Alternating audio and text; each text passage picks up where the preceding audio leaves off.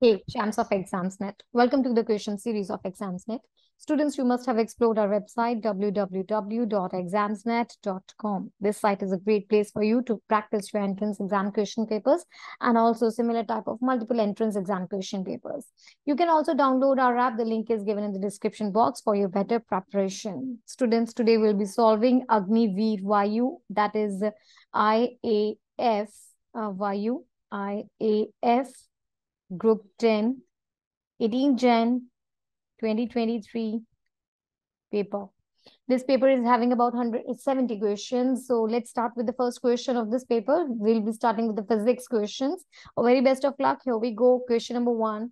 Which of the following has a dimension equal to pressure? This is a physics question. First of all, let's talk about the dimension. What do you mean by the dimensions? Dimensions of any physical quantity are the parts. Dimensions are the parts to which the fundamental units are raised to obtain 1 unit of that quantity.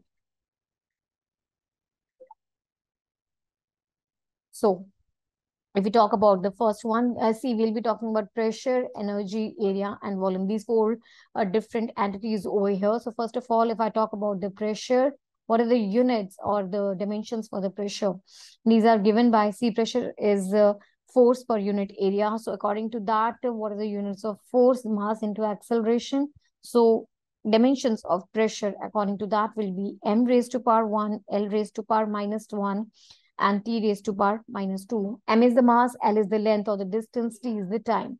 And similarly, if I talk about the energy, what are the units for energy? They are given by M1, L2, T minus 2. Next, if we talk about the area, you know, of course, area is the distance or the length square, whatever, like L, that is length square. And here you are having M raised to power 0, L square, T raised to power 0. And the next one is volume. The dimensions are given as M raised to power 0, L raised to power 3, and T raised to power 0. Now, if I move to the options, the very first one, that is energy upon area, let's solve that. Energy upon area. That will be given by, see, this is energy and this is area. If I divide both of them, I'll get m raised to power 1, L raised to power 0, and T raised to power minus 2. Next, the B part, and that is energy upon volume, and the C was energy into area. And the last one, that is the D part, is energy into volume. So let's check. Energy divided by volume. This is energy, this was area. So now this is energy and this is volume. If I divide both of them, I will get m raised to power 1, L raised to power minus 1, T raised to power minus 2. Energy multiplied by area. If I multiply both of them, I'll get m raised to power 1, L raised to power 4, and T raised to power minus 2. Here, energy into volume, m raised to power 1, L raised to power 5, and T raised to power minus 2. So from this table, above table, it's very clear that energy upon volume has the same dimensions as the pressure. Look at that. Here and here. Right. So according to that, energy upon volume, option B stands to be the very correct answer for this question. Hope you got that. Next is question number 2. The heat supplied and the work done of a Carnot engine are 4 kilojoules and 2 kilojoules respectively. If the minimum temperature is 127 degrees Celsius, then what is the maximum temperature? See, first of all, if I talk about the Carnot engine, it is a theoretical thermodynamic cycle. It consists of 2 isothermal processes and 2 adiabatic processes. It gives us an estimate of the maximum possible efficiency. Estimate of maximum possible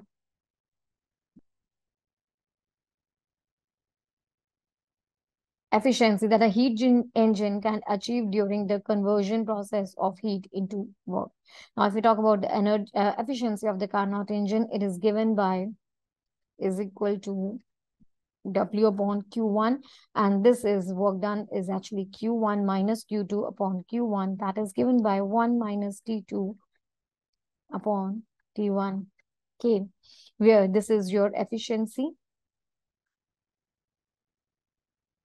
This is work done. W represents work done. Q1 is heat supplied and Q2 is heat rejected. T1 is source temperature in Kelvin.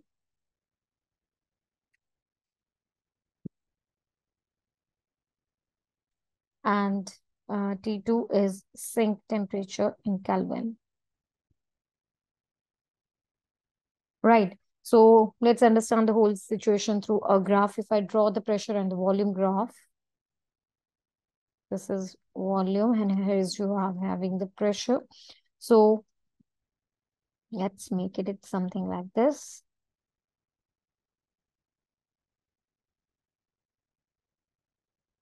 Something like this, right? So this is isothermal expansion.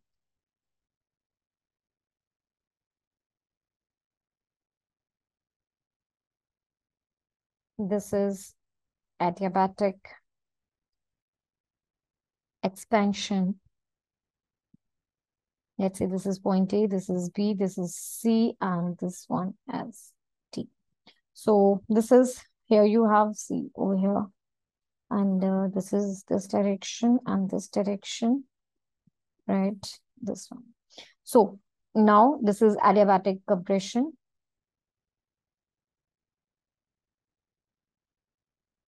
Compression.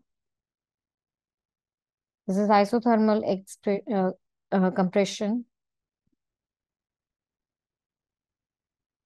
Compression. So here you have been given that this is Q1 and this is Q2. Wait, the heat supplied and the work done of a Carrot engine are this and this. This is the heat supplied and this is the work done. That is W. Let's write down all these things once. So you are given that Q1 is 4 kilojoules. If I convert that into joules, it will be 4 into 10 raised to the power 3 joules. And work done is 2 kilojoules, which is 2 into 10 raised to the power 3 joules. And T2, that is the temperature, that is 127 degrees Celsius. Now I have to, of course, because we have talked about in Kelvin, let's convert that into Kelvin. How we are going to do that is, we just have to add 127 to that. Sorry, 273 to that. So this will be equal to 400 Kelvin. Now the efficiency of the Carnot engine is given by W upon Q1, which is equal to Q1 minus Q2 upon Q1. Or we said this is equal to about 1 minus T2 into Kelvin in Kelvin and divided by T1 in Kelvin. So this will be given by 2 into 10 raised to power 3 upon 4 into 10 raised to power 3 is equal to 1 minus 400 upon T1. So this will be 1 by 2 is equal to 1 minus 400 upon T1, or 400 upon T1 will be equal to 1 by 2, or T1 will be equal to 800 Kelvin. Now, since we have all the options in degrees Celsius, let's convert this in degrees Celsius. For that, you have to subtract 273, which is equal to 527 degrees Celsius. So let's check which option you have. Option A is the correct answer. Hope you understood that. Next is question number 3. A capillary tube of diameter 2 millimeter is dipped in a liquid of specific gravity 0.8. The liquid rises in the tube by 15 mm, making an angle of contact of 0 with the tube. You have to determine the surface tension of the liquid in contact with the air and the glass tube. So first of all, what is a capillary action? When one end of the tube of very small radius, such as the capillary tube, is dipped into liquid, the liquid rises or it is depressed in the tube. If the contact angle is less than 90 degree, the liquid rises.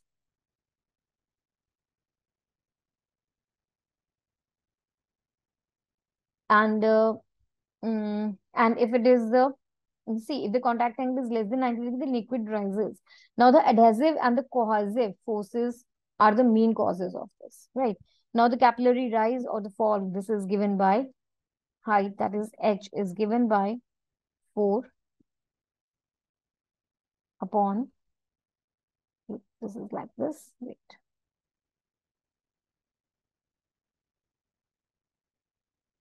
Where h stands for your height of the liquid column, height of liquid column. This represents your surface tension. D is diameter of the capillary tube. Theta is the angle of contact of the liquid. Theta, angle of contact of the liquid. And this represents the density of the liquid.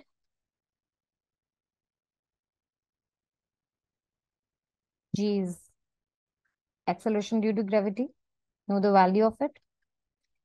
It has a fixed value, which is 9.8 meter per second square. All right. Now, let's get back to our problem. What we were given in the question, let's write down according to this. We are given the diameter as 2, specific gravity as 0.8. Let's write down all the things which are given to us. You are given diameter is 2 mm. Let's convert them into meters. So this will be 0.02002 meters. Now, liquid rises in the tube by 15 mm. That is h is equal to 15 mm. That is 0.015 meters. Now, angle of contact is nothing. That is equal to 0. Specific gravity, this is given to you as 0.8. Yeah. So, wait. Specific gravity is 0.8. Also, density of the liquid. This is density of the liquid is equal to, wait, okay. See, this if you are given the specific gravity, then density of the liquid will be given by 0.8 into 1000. That is equal to 800 kilogram per meter cube. Now, from this equation, from the equation 1, from this equation 1, you have 0 point, that is the height, 0.015 is equal to 4 omega cos theta. That is cos 0 actually. Now,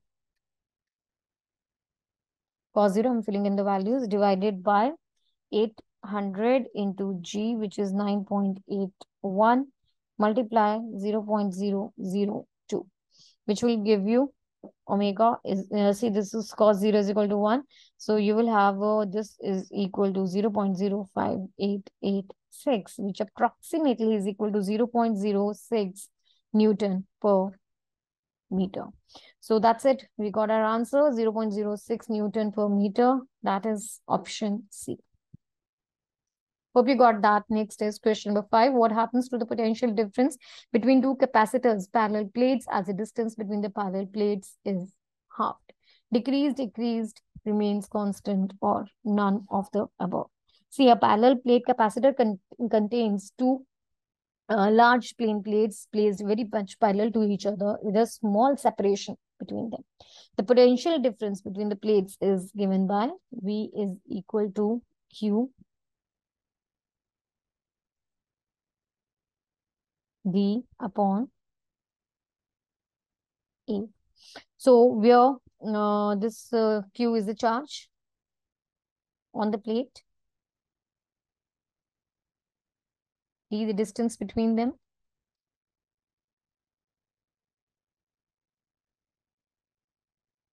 A is area of the plate,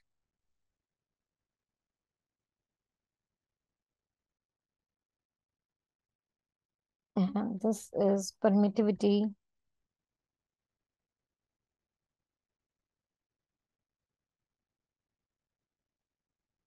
of the space. All right. So now let the initial potential difference between the plates is given by V is equal to Q into D upon this. So where the distance between the parallel plates is halved. So in this case, distance is halved. Then the final this is initial potential difference. Then the final potential difference between the parallel plates is given by V dash is equal to Q into D dash, which is equal to D by 2. Multiply 1 upon this. So this is equal to nothing but 1 by 2 I'm taking outside and I'm writing the whole formula as such, and this is equal to half of V.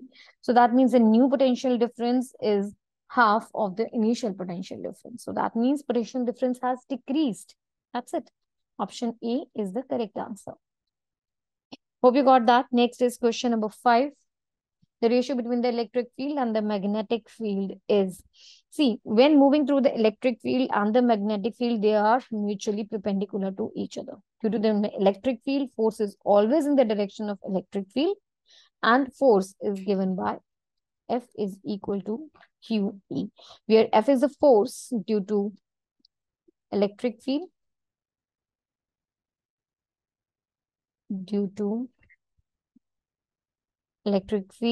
Q is a charge, is electric field. All right.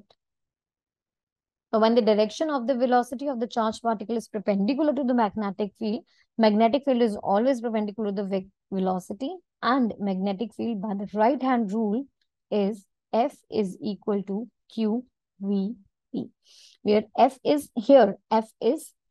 force due to magnetic field, Q is the charge, and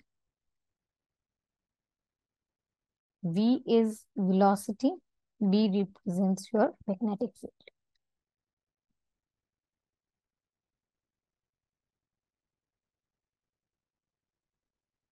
All right. Now let's go towards the calculation. As the particle goes undeflected, thus the electric force will be equal to the magnetic force. Right. On that particle, which means QE is equal to QVB, or E is equal to VB, or V is equal to E upon B. We know that the speed of the electromagnetic wave in the free space is given by speed of electromagnetic wave in free space is given by V is equal to 1 upon root of this, or see, this is equal to E upon B. We just calculated. I'll just substitute. So this is equal to this. So let's check which option is the correct one. According to this, you have option C as the correct answer. Hope you got that. Next is question number 6. Variation of acceleration due to gravity with the distance x from the center of the earth is best represented by R, that is the radius of earth. Like, which of the following diagrams is the correct one? See, the acceleration achieved by any object due to gravitational force of attraction of the earth, this is called acceleration due to gravity by the earth. As each planet has different mass and radius, so the acceleration due to gravity will be different for the different planets. Acceleration due to gravity of the earth with mass m and radius r on the earth's surface, this is given by acceleration due to gravity is given by gm upon r square. Now the acceleration the acceleration due to gravity at any depth h of the edge of the earth's surface whose diameter from the earth is x is given by g dash. Let's write it down first. Acceleration due to gravity at any depth h of the Earth's surface whose diameter, whose distance you can say from center of the Earth is x is given by g dash is equal to gx. This is upon r. Now, acceleration due to gravity at the height h dash, acceleration due to gravity at a height h dash whose distance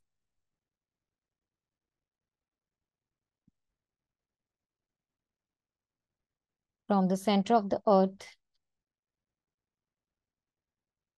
is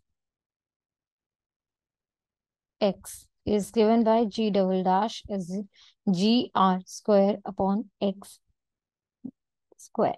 Say, let's say x dash over here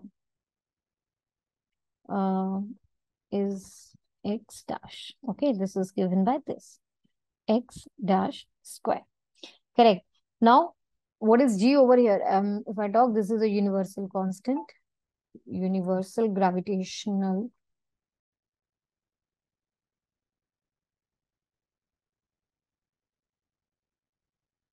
constant. And if I talk about x, this is equal to r minus h, and x dash is equal to r plus h. Right. Now, according to the given formula, the acceleration due to gravity, acceleration due to gravity at depth g dash is equal to g x upon r for x is less than r at this. As this is a straight line, so the curve of g versus x will be a straight line for x less than the radius of the Earth. Now the acceleration, see, let's make it graph to understand this better. So if this represents acceleration due to gravity and this is the x, so this is something like this. Okay. So now, as this is a straight line, as this is a straight line, so curve of g versus x will be a straight line for x less than the radius of the Earth.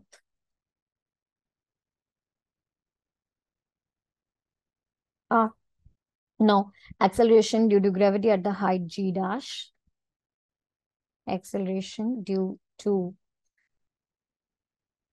gravity at height, that is g double dash, is given by g r square upon x dash square for x dash greater than r. Correct. So now this is a hyperbolic curve, which is as shown in the diagram, right? This one. So it matches exactly with your option D. That makes option D to be the correct answer for the question. Hope you understood that. Next is question number 7. In the Stokes law formula, F is given by this, where this represents what? Reynolds number. This symbol represents Reynolds number, pressure, viscosity, or relative density. The correct answer to the question is viscosity. According to the Stokes law, the backward dragging force F acting on a small spherical body of radius r moving with the velocity v through a viscous medium of the coefficient of the viscosity is given by, according to the Stokes law, backward Bragging force acting on a small spherical body with the radius r moving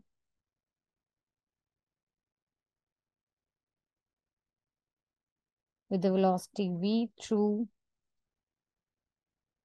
a viscous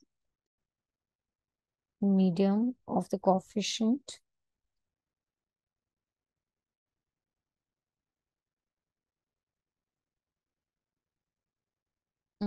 this is coefficient of viscosity. Viscosity. This is given by viscosity. N is given by F is equal to S.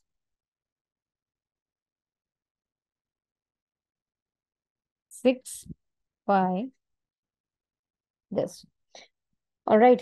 See, from this we can see that the Stokes law is used for determining drag force acted by a liquid on a spherical body, and the viscosity is represented by this symbol in this equation. Let's check, and we have option C as the answer. Hope you got that. Next is question number 8. Mutual inductance of the coil is 5H. If the current changes from 0 ampere to 5 ampere in 10 raised to power minus 3 second, then EMF induced in the secondary coil will be given by. See, if I talk about the mutual induction means whenever the current passing through the coil or the circuit changes, the magnetic flux linked with the neighboring coil or the circuit will also change. Hence, an EMF will be induced in the neighboring coil or the current. This is called mutual induction. Now, mutual induction between the two coils of area A, number of turns N1 and N2 with the length of primary and secondary is given by M is equal to minus E upon D I1 upon dt is equal to minus E1 D I2 upon dt, where M is your mutual impedance, I1 and I2. This is mutual inductance, I1, I2, current into coils, and E1 and E2 are EMF induced in the two coils. Right. So now in this question you are given, let's do some calculations. You are given M is equal to 5H, I1 is equal to 0 ampere, I2 is equal to 5 ampere. Now what will be the change in current? That is delta I is equal to I2 minus I1. That is 5 minus 0, which is equal to 5 ampere. And what is the change in time? That is equal to, it's given, it changes in 10 raised to power minus 3 seconds. Right. So the change in time is 10 raised to power minus 3 second. Now EMF induced, that is E is equal to M into delta I upon delta T, which is equal to 5 into 5 upon 10 raised to power minus 3. That is equal to 25,000. Or this is equal to 25 kilovolt. That's it. So which is the correct option? 25 kilovolt. This is option C. Hope you understood that. Let's move to the next question now. Question number 9. Question number 9. If the mean life of the radioactive element is 50 days, then the half-life of the element will be what? So let's check. See, first of all, what do you mean by the half-life? Half-life is the time period after which half of the quantity, half of the quantity of radioactive element has decayed. Has decay, and it is given by T1 by 2 is equal to 0.693 upon lambda. So the mean life is which is represented by this symbol, the time for which the radioactive material remains active. The time for which radioactive material remains active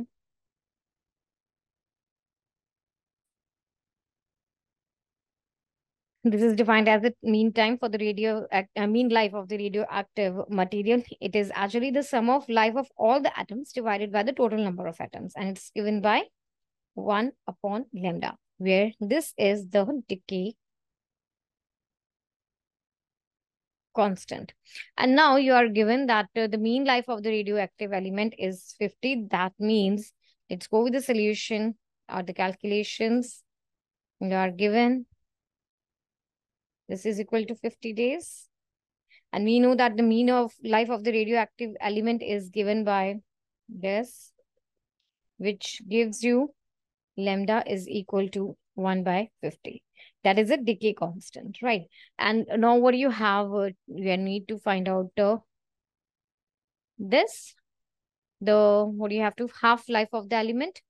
So T 1 by 2 is equal to 0.693 upon lambda, which is equal to 0.693 into 50. That is equal to 34.65 days, which is equivalent to your option D. So this makes option D to be your correct answer. Hope you got that. Next is question number 10. The SI unit of current is, this is super easy question. You know, that is nothing but ampere. It's not ohm, it's not volt, it's not joules. It's of course ampere. If we talk about the ohm, this is the SI unit for resistance. Volt is for potential difference. Ampere for current, and joule for energy and the work. Right. So that's it. We have the ampere is the SI unit of current. That's it. This option C is the correct answer. And what do you mean by current? This is actually the rate of flow of the electric charge. Next, question number 11. Which of the following electromagnetic waves have the maximum wavelength? Electromagnetic, X, microwaves, or gamma rays. These are the microwaves. Electromagnetic waves, or which are also called the EM waves. These waves that are the waves that are formed as a result of vibration between an electric field and a magnetic field, and they are perpendicular to each other and to the direction of the wave. They are called the electromagnetic waves. Waves that are formed due to vibrations between an electric field and magnetic field, and they are perpendicular to each other.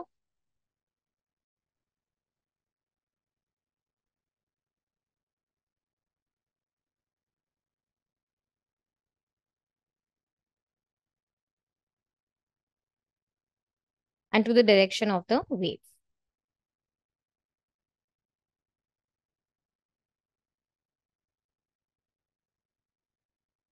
The accelerating charged particle produces an electromagnetic wave over here, and a charged particle, of course, you know, there is a one which oscillating about an equilibrium position in an accelerating charged particle.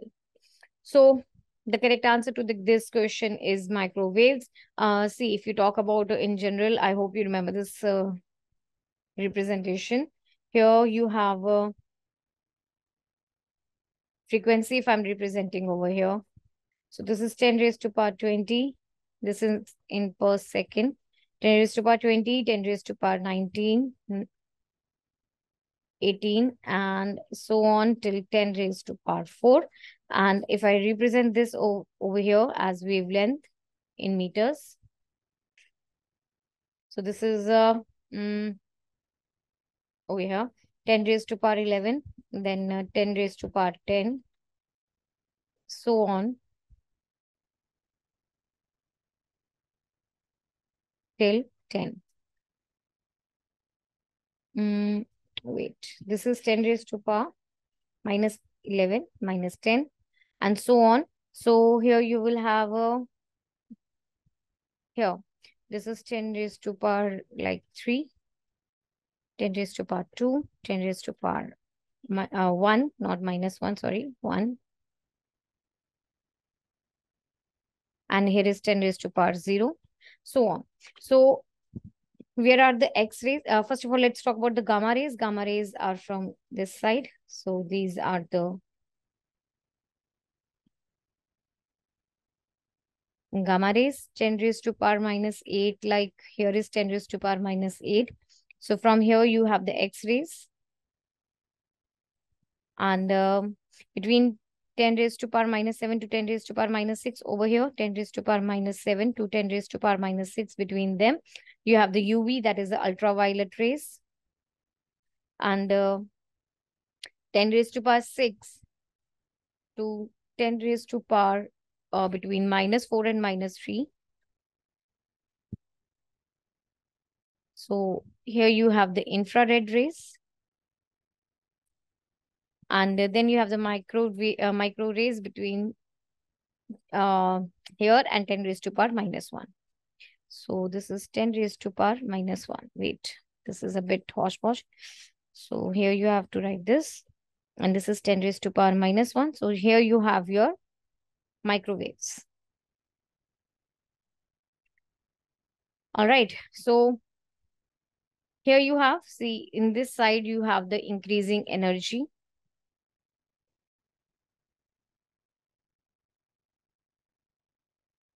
So that's it. This is the answer to the question. Microwaves. These are having the maximum wavelength, see 10 raised to power minus 1 like. And sorry, this is 10 raised to, yeah, 10 raised to power minus 1 meters. Okay. So microwaves, option C is the correct answer. Hope you understood. Next is question number 12. The escape velocity on Earth is 11.2 kilometer per second. Find the escape velocity on the planet having the mass twice that of Earth and radius half of that of Earth. See, when I'm talking about the escape velocity, what do you mean? It is the minimum velocity required to escape the gravitational field of Earth.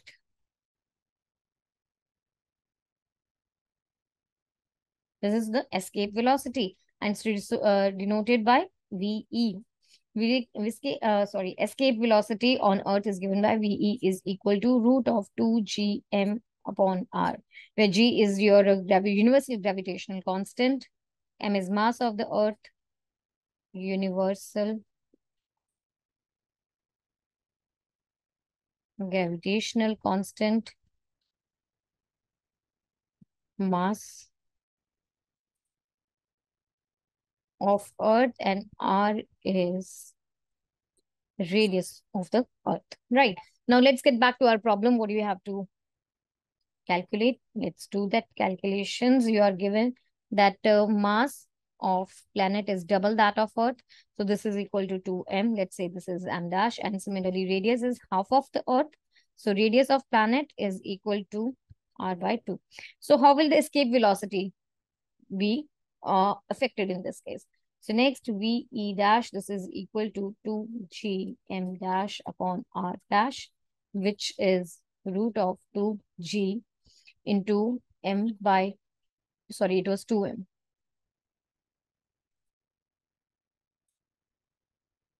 To m upon r by 2 whole under the root. So now I'll take this, see, they are in the pair. So 2 will come outside and it will be 2gm. Here will be 2 again, so r. Okay, and this was what? This was your VE, that is the escape velocity of the Earth. So that means VE dash is equal to twice of VE. That's it. And what was EVE? It is given to us 11.2 kilometer per second.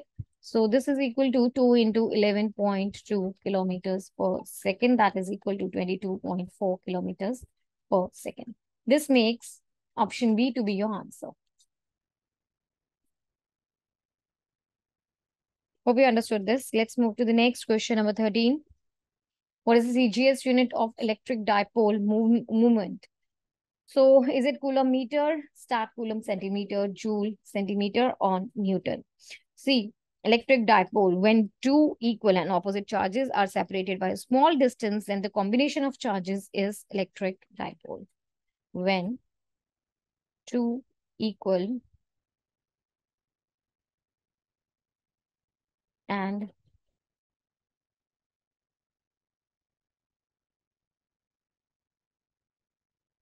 opposite charges are separated by a small distance, then this combination of charges is electric dipole. The multiplication of the charge and the distance between them is the electric dipole moment. So this electric dipole moment is given by the product of the charge and the distance between them. Here Q is representing the charge and D the distance between the two charged particles. So you have to find out the CGS unit of it. Let's go for that. See, the CGS unit for this is, of course, this is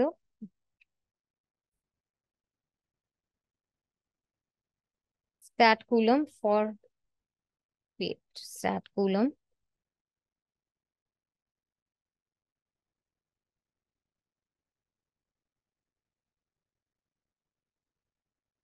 This is a CGS unit for the charge, and distance is, of course, having the units as centimeter in the CGS system. So stat coulomb per centimeter in CGS system, it is stat coulomb per knot, it's centimeter. So this is stat. Question number 13. What is the CGS unit of electric dipole moment? Coulomb meter, stat coulomb centimeter, joule centimeter, or Newton? What do you mean by the electric dipole first? Electric dipole when two equal and, let's write them simultaneously. When two equal and opposite charges are separated by a very small distance. Separated by a very small distance. Then the combination of charges is combination of charges is called electric dipole. And what do you mean by the electric dipole moment? See, this is represented. What do you mean by this electric dipole moment? It is a product of the charge and the distance between them, where Q is the charge and the D is the distance between them. Now we have to find out the CGS unit for that. See, the CGS unit for the charge is stat coulomb. And this is having CGS unit, it is centimeter. So what will be the CGS unit for electric dipole moment? It is stat coulomb centimeter.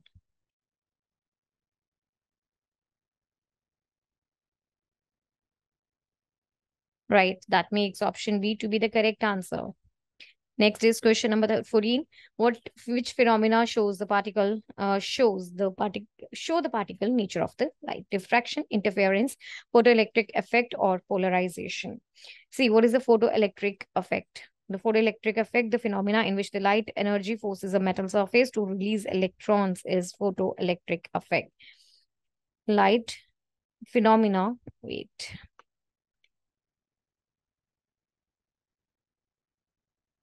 In which light energy forces question number 14. Which phenomena shows the particle nature of light? Diffraction, interference, photoelectric effect, or polarization? The correct answer to the question is photoelectric effect. What is that? The phenomena in which the light energy forces a metal surface to release electrons. That's called photoelectric effect. Phenomena in which light energy is forces a metal surface to release electrons. That is called the photoelectric effect. When the light hits, it shows the particle theory of light, and the light is defined as a stream of photons or energy packets. If I talk about interference, diffraction, polarization, they can only be explained when the light is treated as a wave, whereas in photoelectric effect, line spectra and the production scattering of X-rays demonstrate the particle nature of the light. So that's why that's our correct answer, option C. Next is question number 15. The velocity of a particle executing SHM is dash as at its mean position. And what is that? This is simple harmonic mean motion. Simple harmonic motion. What is that? Simple harmonic motion, or SHM, is a specific type of oscillation in which the restoring force is directly proportional to the displacement of the particle from the mean position. Type of oscillation in which the restoring force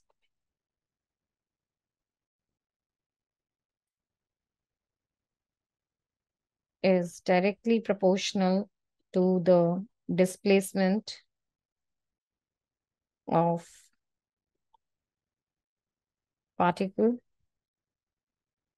from the mean position.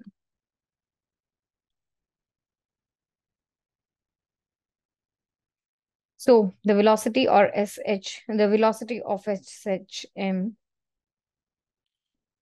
that is V, is given by omega a square minus x square, where x is displacement of the particle from the mean position, a is maximum displacement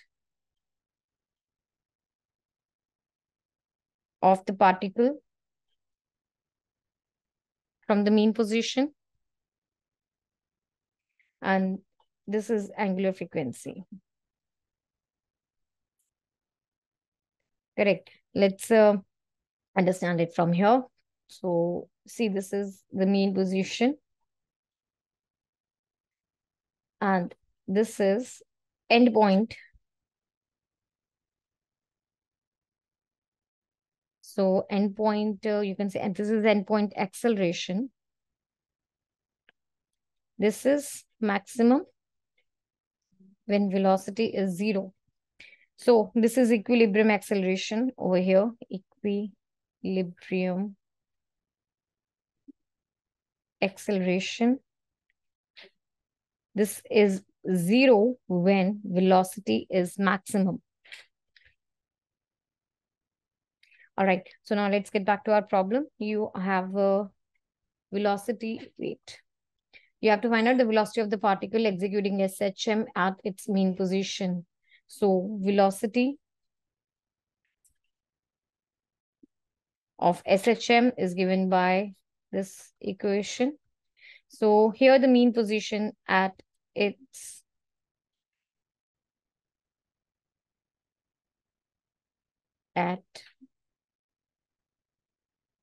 mean position, x is equal to 0, and this, putting this value in this equation, let's say this is 1, putting this in equation 1, we will get v is equal to omega a square minus 0 square under the root, which makes v is equal to omega a, and which is maximum. So velocity is maximum at the mean position. So velocity is maximum at the mean position. We have option A as the answer. Hope you understood that. Let's move to the next question, number 16. Which of the following relationship is incorrect? K is the wave number, lambda is the length, T is the time period, and omega is the angular frequency, V is the wave speed. So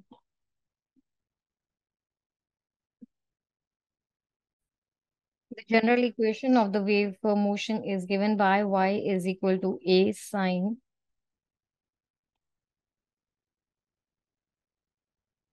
k x minus omega t. Question number 16, which of the following relationship is incorrect? Here, k is a wave number, lambda is a wavelength, t time period, omega angular frequency, and v represents the wave speed. The general equation, let's move towards the solution or answer to the question. The general equation of the wave motion is given by y is equal to a sine kx minus omega t. Here, a is the amplitude and rest all the terms I hope you already know because they are given in the question. So, a represents the amplitude. And a relationship between the frequency, wavelength, and velocity is f into lambda is equal to v. There's a relationship between frequency, wavelength, and velocity. Now, we know that. Let's move towards the calculation. We know that 1 upon lambda is equal to k upon 2 pi. That gives k is equal to 2 pi upon lambda. Let's say this is equation 1.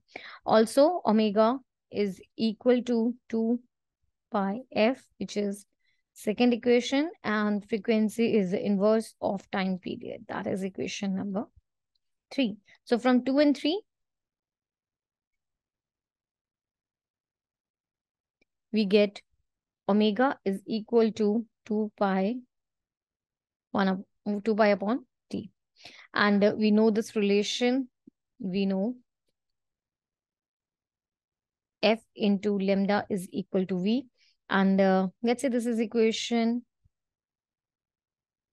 wait, let's say this is equation 4, okay? And from here, the frequency is equal to v upon lambda. Let's say this is equation 5. And the omega from this becomes 2 pi v upon lambda. Let's say this is equation 6. Now, from 1 and 6 equations, and 6 equations, we get f into this is equal to, no, sorry, already talked about it. So from this, we get omega is equal to k into v. Since the formula given in the fourth option is wrong, so that's why, see, all the above ones are correct. Only the fourth option has the wrong formula. So that means option D is the correct answer because this relationship is incorrect. Hope you understood that. Next is question number 17. The physical quantities not having the same dimensions are stress and Young's modulus, speed and this, torque and work, momentum and Planck's constant. So, see, first of all, dimension analysis, if we talk about that, the study of it is what is the study of the relationship between the physical quantities with the help of their dimensions and units of measurements. This is called dimensional analysis. What are the advantages of it? It provides a consistency of the dimensional equation, derivation of the relation between physical quantities in physical phenomena, and to change units from one system to another. Now let's move towards our question, like what do we have to find out? First of all, the dimensional formula for the given pair of the physical quantities. First is stress. For this, you have the dimensions as m L raised to power 1, T raised to power minus 2, and Young's modulus. This is m L minus 1, T minus 2. Second, speed. For that, this is L T raised to power minus 1, and this is having the units as LT raised to power minus 1. Also, torque units ML square T minus 2 and work ML square T minus 2. Fourth one, momentum and momentum. Okay, this is ML raised to power 1 T minus 1. Planck's constant.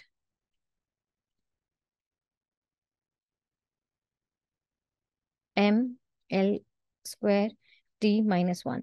So momentum and Planck's constant, they are not having the same dimensions. Rest, all of them are having the same dimensions. Look at this.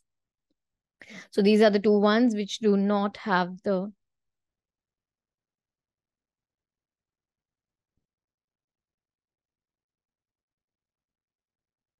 same dimensions. According to that, you have option D as your answer. Hope you got that. Next is question number. Okay, one more thing. I hope you know all these things. M over here is representing the mass, length, current, time. So I think, yeah, we are done with all. Okay. Next is question number 18. Excess pressure in a soap bubble of radius r is proportional to which of the following quantities? Oh, to understand this, first of all, would like to talk about surface tension. I hope you know that. Surface tension is the force per unit length acting in the plane of interface between the liquid and the bounding surface. Okay. Now, if I talk about the excess pressure, what is that? It is pressure inside a bubble and outside it is not identical due to the surface tension of the bubble. Right. The excess pressure for the oil bubble is given by P oil is equal to 2T upon R. Where P oil represents excess pressure of the oil, T over here represents surface tension of the oil bubble, and R is the radius of the bubble. Now, the excess pressure of the soap bubble is given by soap bubble. Shall write soap bubble over here. So this is given by 4T upon R. Same things. P soap bubble represents excess pressure of the soap bubble. T is the surface tension of the soap bubble, and R represents the radius. All right. So now in the question, you have to find out you have to find out excess pressure in the soap bubble of radius R is proportional to what? See, from here, this is definitely inversely. This pressure is inversely proportional to the radius because radius is coming in the denominator. So it is inversely proportional to the radius. That makes option A to be the correct answer. Hope you understood that. Next, question number 19. Entropy change depends on heat transfer, mass transfer, change of temperature, or thermodynamic state. Entropy, it is the measure of the disorder of the molecular motion of the system. Measure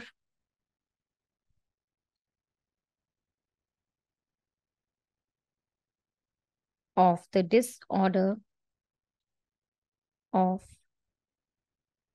the molecular motion of the system. Greater is the disorder, greater is the entropy. So the change in entropy, which is represented by delta S, is equivalent to heat absorbed by the system, which is represented by the delta Q divided by the absolute temperature, that is Q, that is T. Okay. Now the absolute entropy or entropy is a measure of energy dispersion in the system. All right. So that makes heat transfer to be the correct answer to the question. Right? See, if I talk about the entropy, actually this entropy transfer is associated with the heat transfer. Direction of flow of entropy is same as that of the heat flow. So heat entropy is related to heat transfer in the system. It does not transfer with work. Entropy does not transfer with work. Entropy is proportional to the mass flow in an open system. So that's it. We have option A as the correct answer. Hope you got that. Next is question number 20. What is the statement for the second law of thermodynamics? Energy of a system is conserved. All the spontaneous processes result in decreased total entropy of a system. All the spontaneous processes result in increased total entropy of a system. There is no second law of thermodynamics. The correct answer to this question is all spontaneous processes result in the increased total entropy of the system. So according to the second law of thermodynamics, what does that state? The second law of thermodynamics, it states that the total entropy of a system total entropy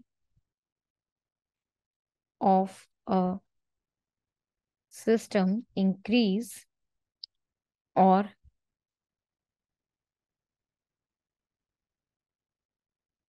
remain constant in any spontaneous process, but it never decreases.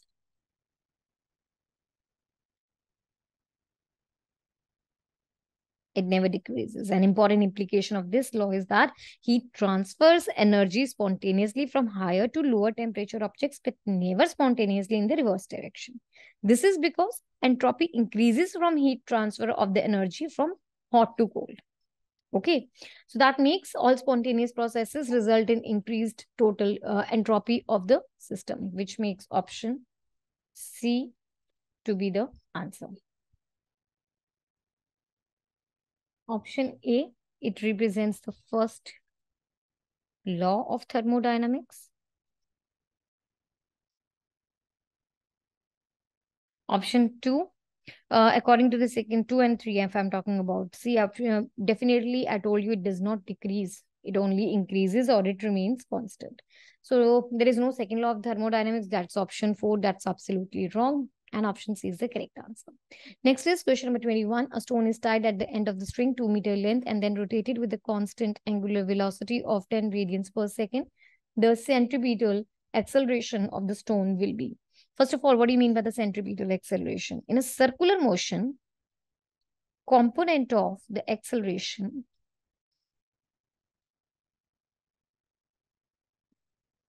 directed along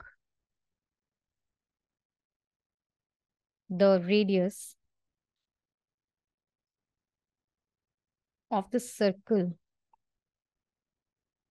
is the centripetal acceleration. It is responsible for the change in direction of the velocity. It's always variable because due to this acceleration, the direction of the particle changes at every step. It changes continuously.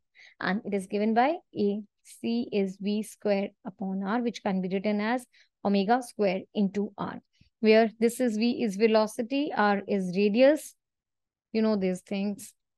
R radius and AC, this is centripetal acceleration, and omega angular velocity. All right, so now let's get back to our problem. We are given a string of length 2 meters, which makes the radius.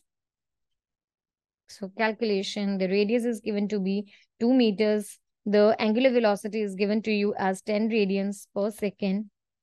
We know that the centripetal acceleration is given by AC is equal to omega square into R. So therefore, AC is equal to 10 square into 2, which is equal to 200 meter per second square. So that makes your option A to be the correct answer. Hope you got that. Next is question number 22. Poisson ratio is defined as which of the following? See, first of all, we will discuss what is Poisson ratio. Simon Poisson pointed out that within the elastic limit, lateral strain is directly proportional to the longitudinal strain. The ratio of the lateral strain to the longitudinal strain is in a stretched wire is called the Poisson ratio. Let's write down the ratio of lateral strain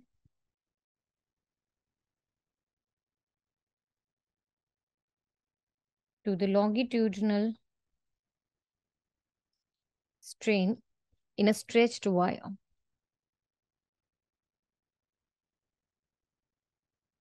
This is called the Poisson's ratio. Here the lateral strain, the strain perpendicular to the applied force is the strain applied to the perpendicular force, and it's given by delta R upon R. So this is equal to negative of lateral strain. Poisson ratio is equal to negative of lateral strain divided by the longitudinal strain, which in turn is equal to negative delta R upon R whole divided by delta L upon L, which is equal to this, multiply this, where the negative sign shows that the length of the wire increases and the radius of the wire will decrease. The normal value of Poisson ratio lies between -1 and +1 2. This is the normal value of Poisson ratio, and the practical value of this is lying between 0 and 1/2, if this is positive. And just like strain Poisson's ratio, this is also dimensionless. Okay, just like strain Poisson's ratio is also dimensionless. Now, this makes lateral strain divided by the longitudinal strain. That's it. You have option A as your answer. Hope you got that. Next is question number 23. Spherical mirror formula relating an object distance U, image distance V, focal length of the mirror F may be applied to a plane mirror when? Which of the following options is true?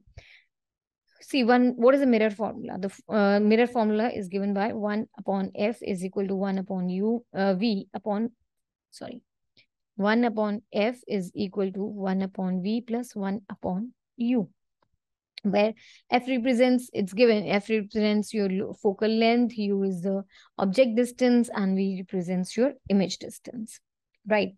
Now, the plane mirror is a part of the indefinitely large spherical mirror, right? Let's make it, try to understand this whole thing using a diagram. So this is the plane mirror.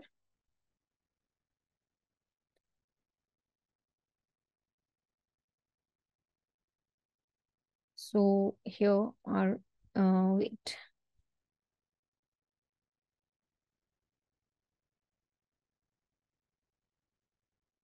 So question number 23, spherical mirror formula relating an object with distance U, image distance V, and focal length F may be applied to a plane mirror when focal length goes to infinity or it goes to 0, or image distance goes to 0 or image distance goes to infinity. Well, the correct answer to this question, before talking about that, let's talk about the general mirror formula. The general mirror formula is given by 1 upon F is equal to 1 upon U, 1 upon V plus 1 upon U. See, plane mirror is a part of the infinitely large spherical mirror. Just to remember this thing. Plane mirror is a part of infinitely large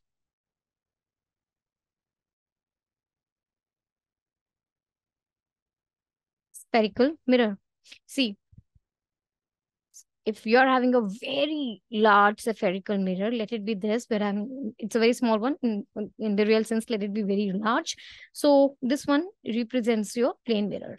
It's a part of the infinitely large mirror, this one.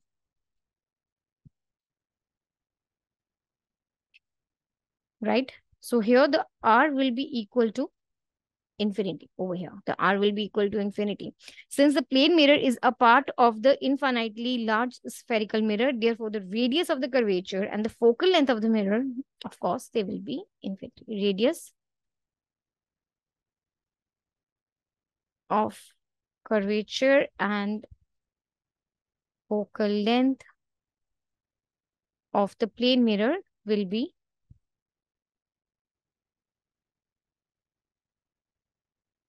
infinity. So spherical mirror formula relating to the object U and image distance V, focal length F may be applied to a plane mirror when the focal length goes to infinity. Option A. This is the correct answer. Hope you got that. Next is 24th question. A constant force acting on a moving particle does not work on it. It can be necessarily inferred that the change in its velocity is 0, the change in its acceleration is 0, change in its linear momentum is equal to 0, or none of these.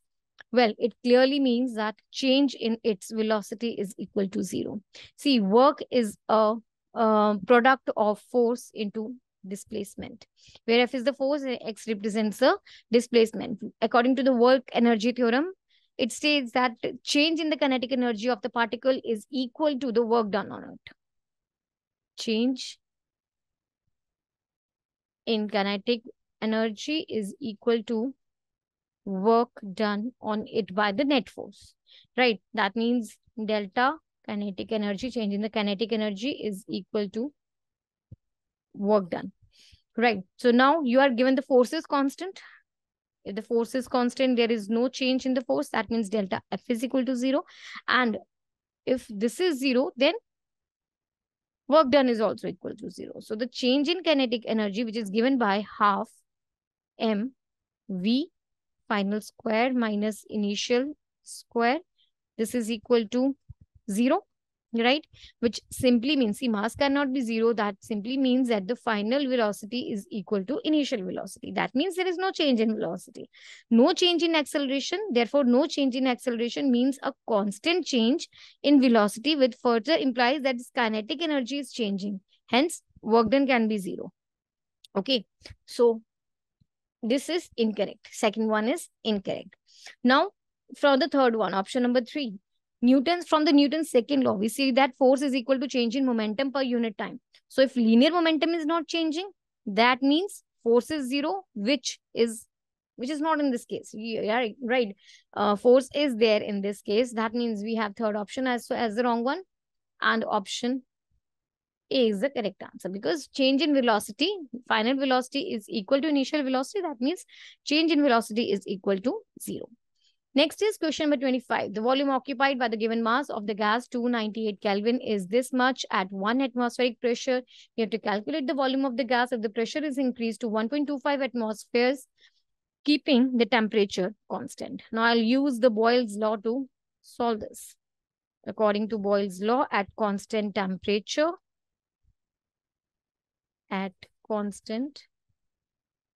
temperature, pressure is inversely proportional to the volume. That means P1 V1 is equal to P2 V2. So if I do for the calculation of this program, here you are given that the temperature is 298 Kelvin, and P1, that is the initial pressure, that is equal to 1 atmosphere, and P2, that is the final one, that is 1.2 atmospheres. Initial volume is equal to 25 ml. You have to find out the final volume. Correct. So since the temperature is constant, I'm using the Boyle's theorem. Boyle's law, P1 V1 is equal to P2 V2. That means 1 into 25 is equal to 1.25 into V2. So 25 into 100 upon 125 is equal to V2, which is equal to 20 ml. See, this will be at 5 and 20. All right. So the volume of the gas, if the pressure is increased to 1.25 atmospheric pressures, is equal to 20 ml. Option B is the correct answer. Hope you understood that. Next is question number 26. Now we are moving towards the mathematics questions. It's given sine theta plus cosecant theta is equal to 2. You have to find out this value. Let's go. So you are given sine theta plus cosec theta is equal to 2, which can be written as sine theta plus 1 upon sine theta is equal to 2, or sine square theta plus 1 upon sine theta is equal to 2.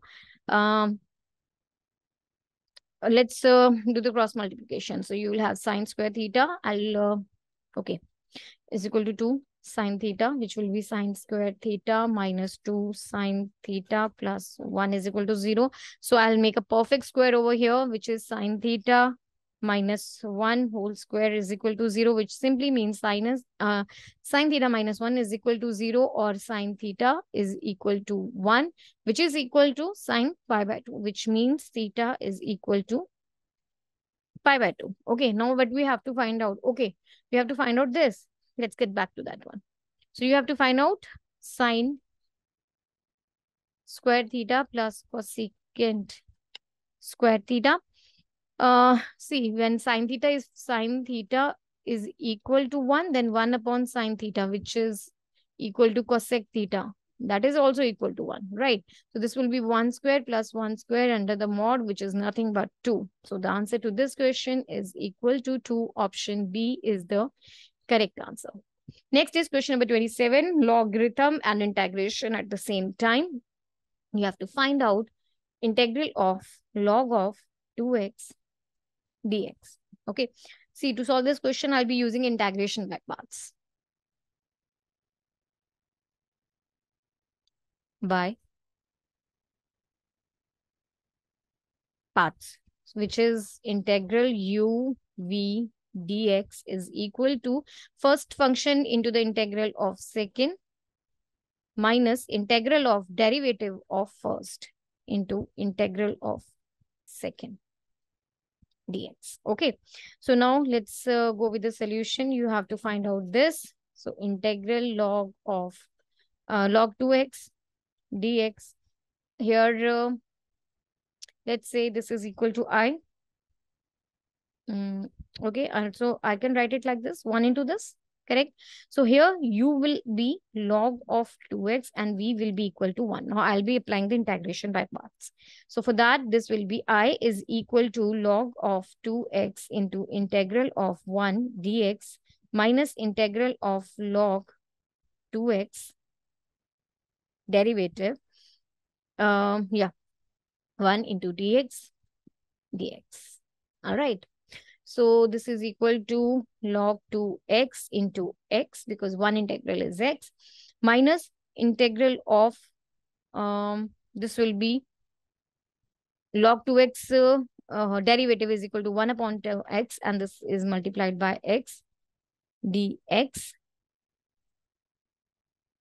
Yeah, and the 2 will be multiplied over here also because this is 2x, right?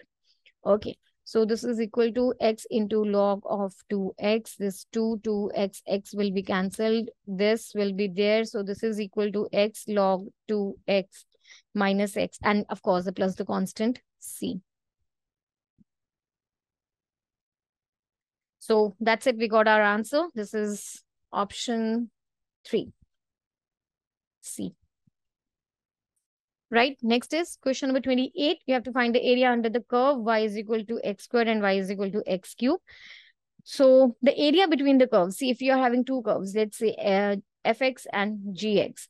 So from x is equal to a to b, right? And yeah. So this is given by, area is given by a to b gx minus fx dx. So you are given the curves y is equal to x squared and y is equal to x cube. Let's plot the graphs to have to see like what we actually have to find out. So this is the graph for y is equal to x squared. This is a upward parabola which is passing through the origin. All right. And y is equal to x cube is given something like this. It is something like this. Okay.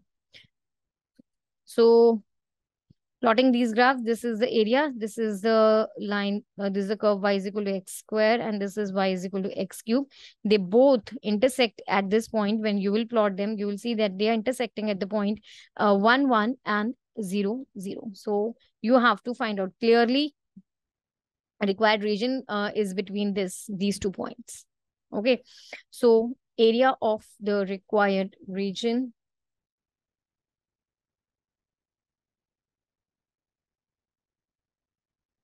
is equal, that's between 0, 0 and 1, 1. Now here x cube is less than x square. Between this region, x cube is less than x square. So the area will be, now the area will be given by a is equal to integral 0 to 1. See now because x square is the bigger one, so x square minus x cube dx. This will be equal to integral, I'll solve the integral. This will be x cube upon 3, limit 0 to 1, minus x raised to power 4 upon 4, limit 0 to 1. So this is, I'll put the limits now. 1 upon 3 minus 0 minus 1 upon 4 minus 0, which is 1 upon 3 minus 1 upon 4. That is equal to 1 by 12 square units. So this is the correct answer to the question. Option D is the answer. Hope you got that. Let's move to the next question, number 29. Students, before moving to this question, is a quick reminder to do visit our website, www.examsnet.com. This site is a great place for you to study your entrance exam question papers, this and many more similar ones. Also, you can download our app. The link is available in the description box. So here we go with the question number 29. It's a vector problem. Let A be this vector, B is this, C is this vector. You have to find the value of A dot B cross C. Okay, so see the dot product. We are having basically two types of products over here. One is a dot and the other one is the cross product. So the dot product of the two vectors, if I'm saying let A and B be the two vectors, okay, first of all, let's say A vector is equal to A1I, B, A2J, and A3K. And if I'm having the B vector, this is B1I, B2J, and B3K. All right. So the dot product of the two vectors is given by A vector dot B vector. This is equal to A1, B1, A2, B2 plus A3, B3. And the cross product of the two vectors is given by A2, B3 minus A3, B2I plus A3, B1 minus A1, B3, J plus A1, B2 minus A2, B1, K.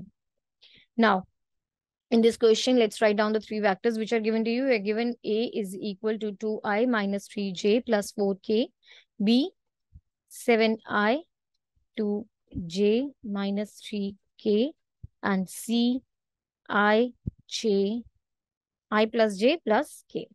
All right. So first thing that you have to find out is B cross C vector. B vector dot cross C vector. Okay. So I'm using the formula we just discussed. According to that, B cross C will be given by 2 into 1 minus of minus 3 into 1 I plus minus 3 into 1 minus 7 into 1 J plus 7 into 1. This is an extra bracket. 7 into 1 minus 2 into 1 K. Okay. So that's it. Let's see further. B cross C will be given by 5I minus 10J plus 5K. And now next we have to find out the dot product of A and this B cross C vector, which will be given by 2 into 5 plus minus 3 into minus 10 plus 4 into 5, that is 10 plus 30 plus 20, which is equal to 60. So option C is the correct answer. Hope you got that. Next is question number 30. If x square plus y square is equal to t plus 1 upon t and x raised to power 4, y raised to power 4 is this, then you have to find out the value of dy by dx.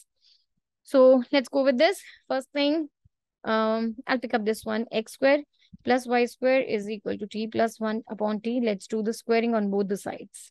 You will have x square plus x raised to power 4 plus y raised to power 4 plus 2x square y square is equal to t square plus 1 upon t square plus 2.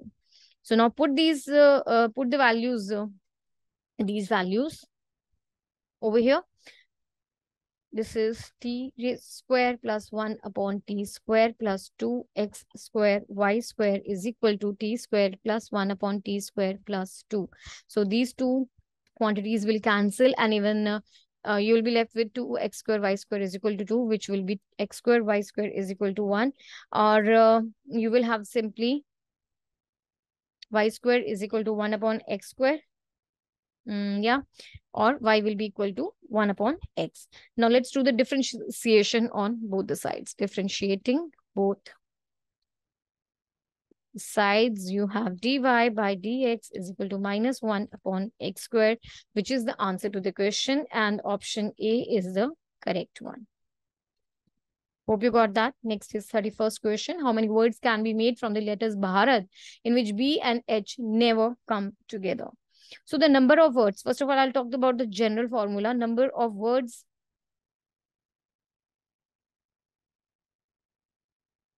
from N letters where a letter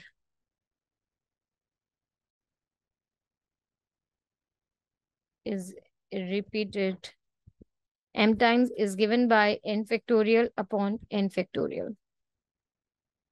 So where n factorial is equal to n into n minus 1 into n minus 2, so on till 3 into 2 into 1. So now in this question, let's go with the solution part. These were the just basic formulas we were discussing about. Number of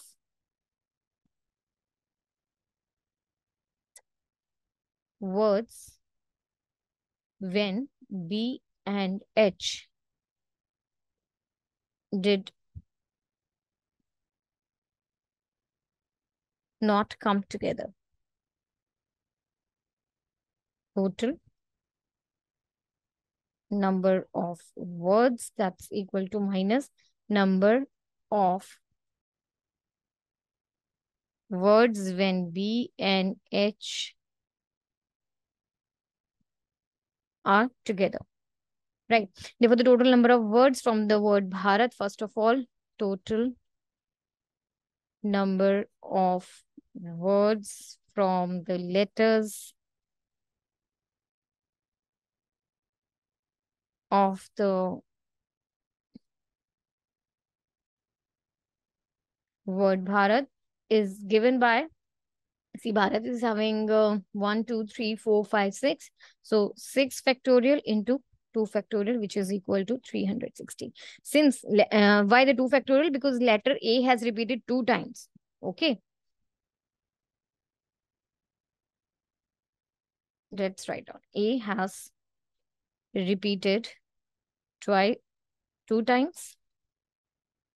And total letters are 6. And B and H came together, right? Let us consider B and H as a single letter. Let's say that. Let's consider B and H as a single letter. So number of words when B and H came together. Now, number of words when B and H came together from the word Bharat. See like this. B, H, A, R, A, T. This is equal to 5 factorial upon 2 factorial into 2, which is equal to 120. Therefore, the number of words, required number of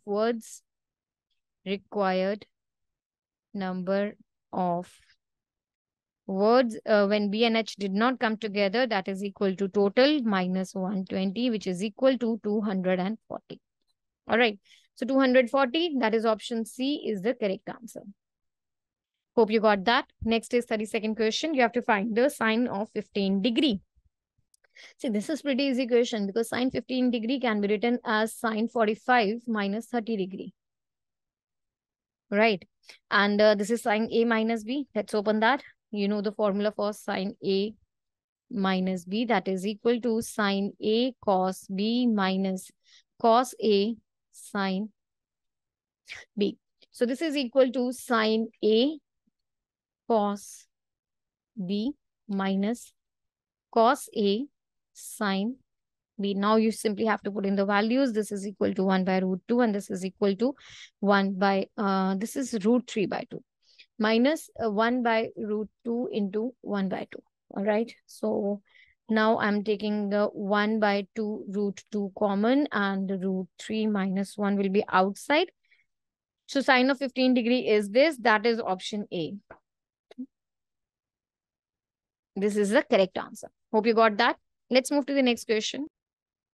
Question number 33, you have to find the domain and range of the following function. So this is the given function. Let's write it properly.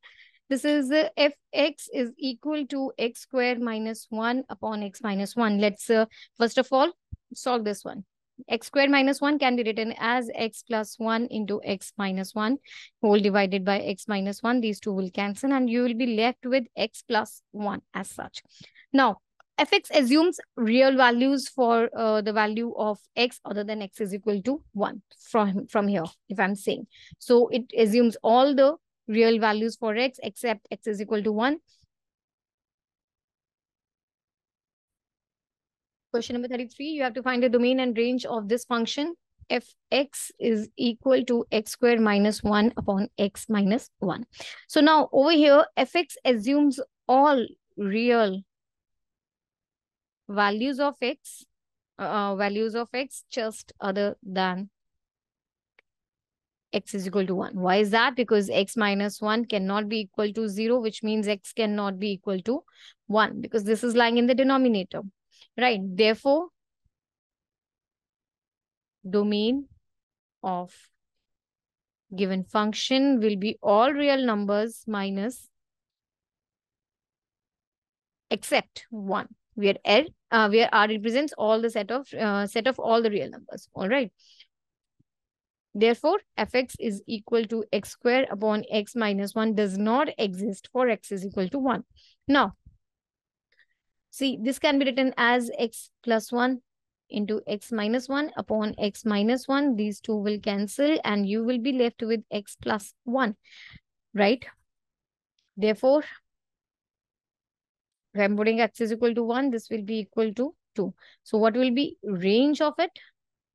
Range will be all the real numbers except 2. So that means we got our answer. Domain is all the real numbers except 1 and range is all the real numbers except 2, which makes option C to be the correct answer. Hope you got that. Next is 34th question.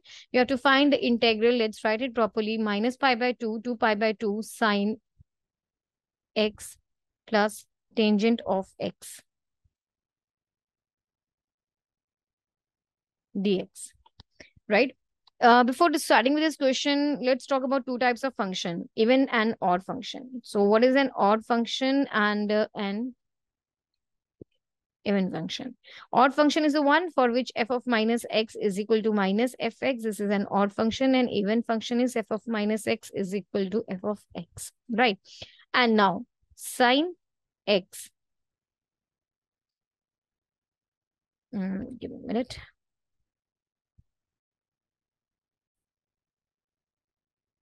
Is equal to sine of minus x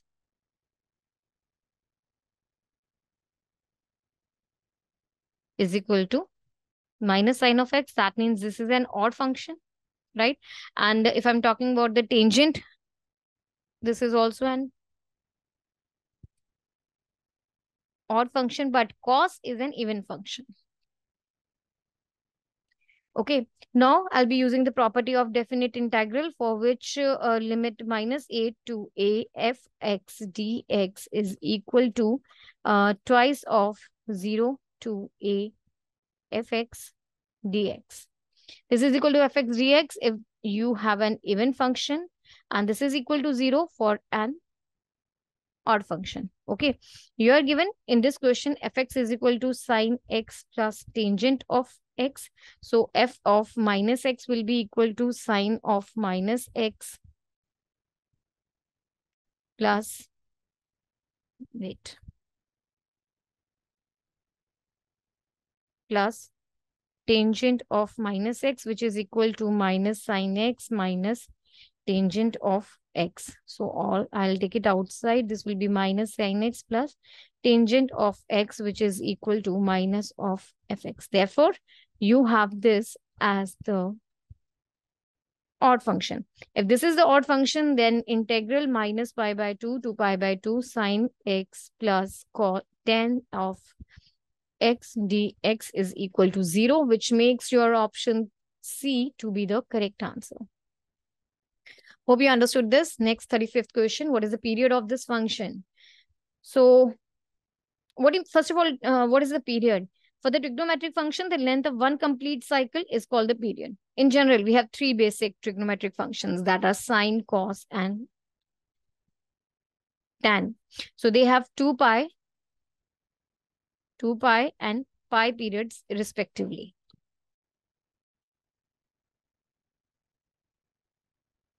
If a function fx is periodic with t, then the function if a function is periodic with t, then the function f of ax plus b is periodic with t upon modulus of a. Now, the given function in this question is fx is equal to 2 sin x cos x, which is equal to sin 2x. The period of sine function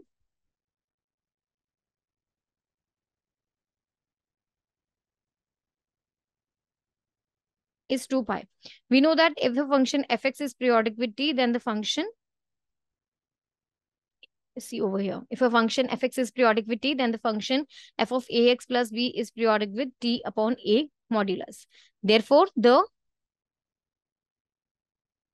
period of sine 2x will be 2 pi upon 2, which is equal to pi. So sine this function will have the period at pi, option B. Hope you got that. Next is question number 36.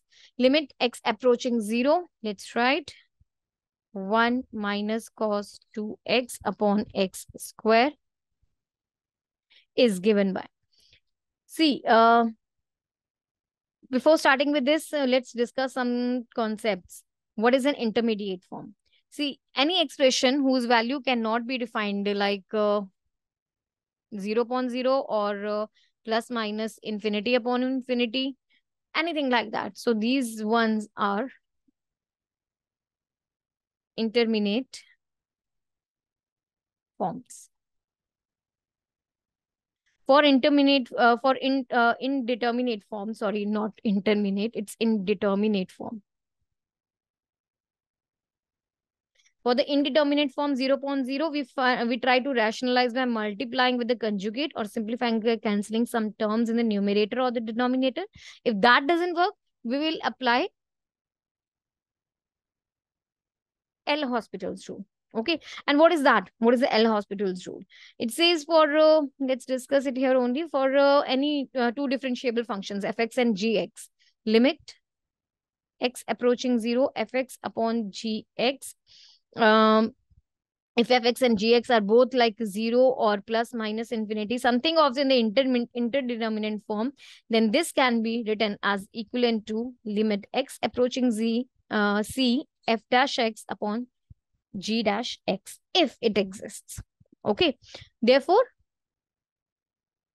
let's get back to our sum. Now, you have to consider this one, limit x approaching 0, 1 minus cos 2x upon x square. If I put x is equal to 0, this will be, when x is approaching 0, this will be 0 upon 0 form or indeterminate form. So for that, let's apply the L'Hospital's rule now. So according to that, first of all, applying L'Hospital's rule, limit x approaching 0. This will be minus of minus sine 2x into 2 upon 2x will be equal to, see this 2 and this 2 will get cancelled and you will have a sine 2x upon x. Limit x approaching 0. Okay. So now, let's write it. This is equal to limit x approaching 0, sine 2x upon x. Now, again, this is an interdeterminate form because if I'm putting x is equal to 0, this will be 0 upon 0 form. Correct. Next to let's apply L'Hospital's rule once more.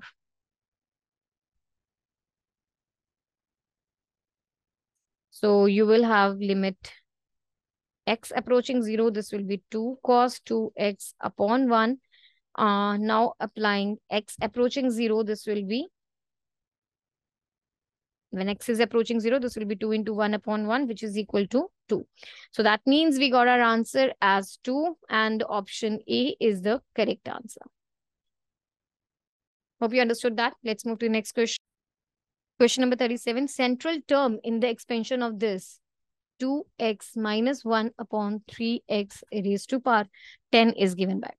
See, when you're having x plus y raised to power n, the general term in this expansion is given as tr plus 1 is equal to ncr into x raised to power n minus r into y raised to power r. Now, middle term, you have a specific formula for that. This is a general term formula.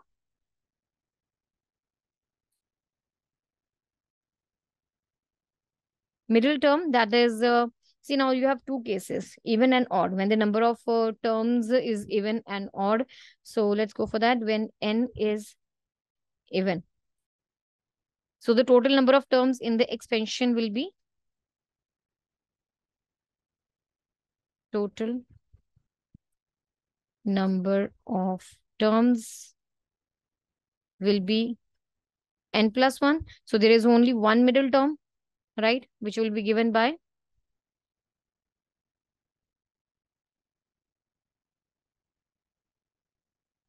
n plus n upon 2 plus 1th term.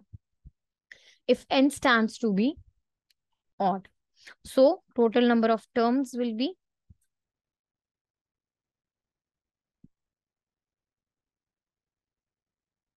again n plus 1. And in this case, middle term will be given by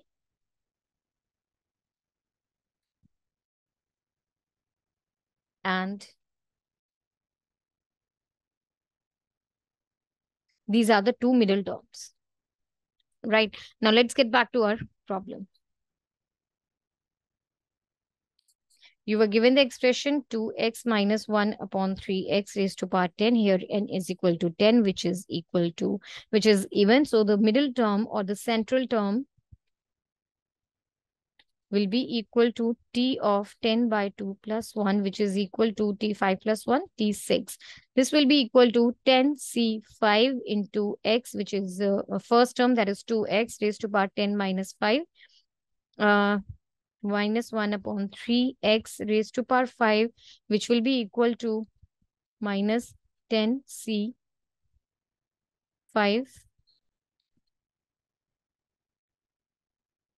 into 2 upon 3 raised to power 5. So this is the correct answer. Let's check with the options. You have option D as the correct answer. Hope you got that. Next is 38 question. In a moderately skewed distribution, which of the following equation indicates a relationship between mean, median, and mode? So what do you mean by mean? By mean, we mean the arithmetic mean. That is the average of the data of the numbers. It can be the simple average or the weighted average to calculate the like how we are going to calculate the simple average, weighted average. For the weighted average, we have to multiply the quantity with the weights and then add and so on. Okay. So by mean, we are actually talking about the average. And by the median, I'm actually talking about the middle number of given data. And mod is the one term which is repeating the most number of time. Repeating most number of times. Okay. So basically, you have to find out the relationship between them.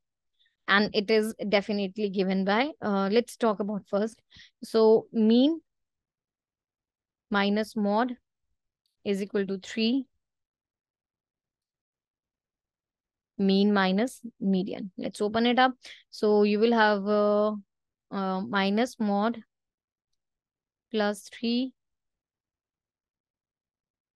median is equal to 2 mean, right? Or you can say mod is equal to 2 mean. Mod is equal to 3 median minus 2 mean, which makes option B to be the correct answer. Right? Hope you understood that. Next is question number 39. If the fourth, seventh, 10th terms of the GP are A, B, C respectively, then you have to find out the relationship between A, B, and C.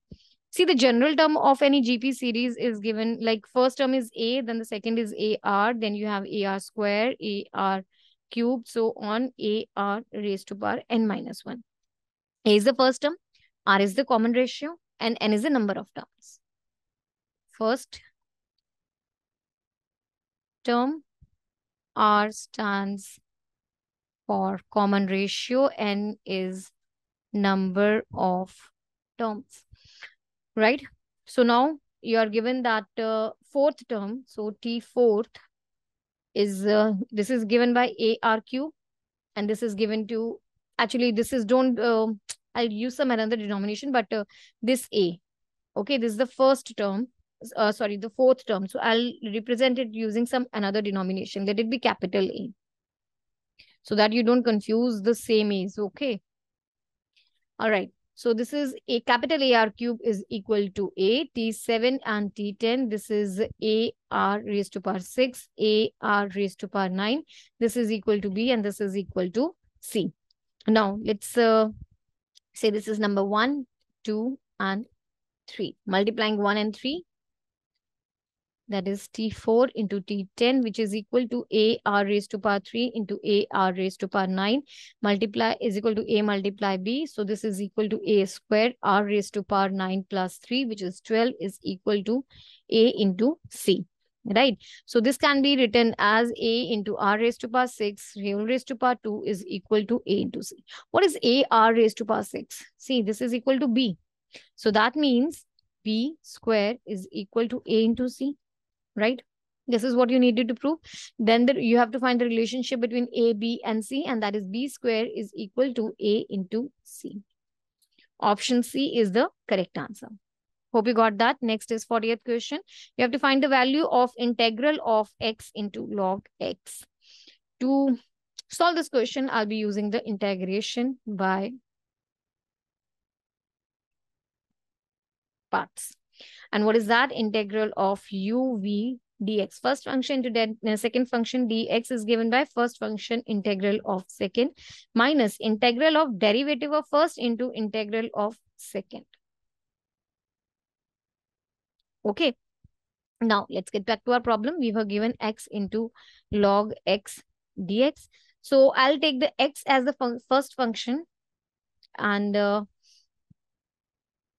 let's say log x. Let's take log x. First function as log x and second function as x. The reason is it's easy to find the integral of x. Okay, so that's why. So now this one integral of x into log x dx can be written as log of x integral of x into dx minus integral of dy dx log of x. Yeah, integral of x dx dx. Okay, so this is equal to log x into x square upon 2 minus integral of 1 by x into x square upon 2 dx. This will cancel, and you have x square upon 2 log of x minus 1 by 2 integral of x dx, which is equal to x square upon 2 log x minus x square upon 4 plus c. So this is the correct answer to the question. Let's check. You have option A as the answer. Hope you got that. Next, question number 41. You have to find the integral cos 2x upon this. Okay. First of all, I would like to talk about one formula. Cos 2x can be written as cos square x minus sine square x. You are well aware of this formula. Now let's get back to our problem. We have cos 2x whole divided by cos square x into sine square x dx. Cos 2x can be written as cos square x minus sine square x whole divided by cos square x into sine square x into dx. That is equal to integral. See, I'll open it up. So cos square x upon this can be written as 1 upon sine square x minus this will be 1 upon cos square x dx. Okay, so this is equal to integral of 1 upon sine square x minus integral of 1 upon cos square x dx. This is equal to cosecant square x dx minus secant square x dx, and this is the integral of cosecant square is minus cot x minus tangent of x plus c. So minus cot x minus tangent of x plus c, this is option A. So option A is the correct answer. Hope you got that. Let's move to the next question, number 42. So now you have to find the number of terms in x plus y raised to power 20. This is pretty easy question actually. See the total number of terms, if I'm talking about generally x plus y raised to power n, this is having n plus 1 number of terms. Okay. So now here n is equal to 20. So number of terms will be equal to 21. Option A. Right? Next question, number 43. You have to find what is sine theta plus 1 upon cos theta. Okay, I'll do what? I'll multiply the numerator and the denominator by 1 minus sine theta. Okay, so this is equal to 1 minus sine square theta whole divided by cos theta 1 minus sine theta. And this is equal to cos square theta upon cos theta 1 minus sine theta. This and this will cancel. So you have it as cos theta upon 1 minus sine theta. Now on applying componendo and dividendo. Applying componendo and dividendo, we get cos theta plus 1 minus sine theta upon cos theta minus 1, cos theta minus 1 minus sine theta. Okay, so this is equal to cos theta minus sine theta plus 1 whole divided by sine theta plus cos theta minus 1. This is option D. So this is the correct answer. Hope you understood that. Next is question number 44. If A is a square matrix such that A square is equal to I, then A minus I whole cube plus A plus I whole cube minus 7A is equal to what? Okay, see, here you have A square is the identity matrix. Okay, also A and I, they are, they are commutative. So if I expand A plus I whole raised to power n using A plus B whole raised to power n, I can do that, right? Yeah, because they both are commutative, though, therefore I can expand it using this formula itself. Okay, so that means A minus I whole cube plus A plus I whole cube minus 7A.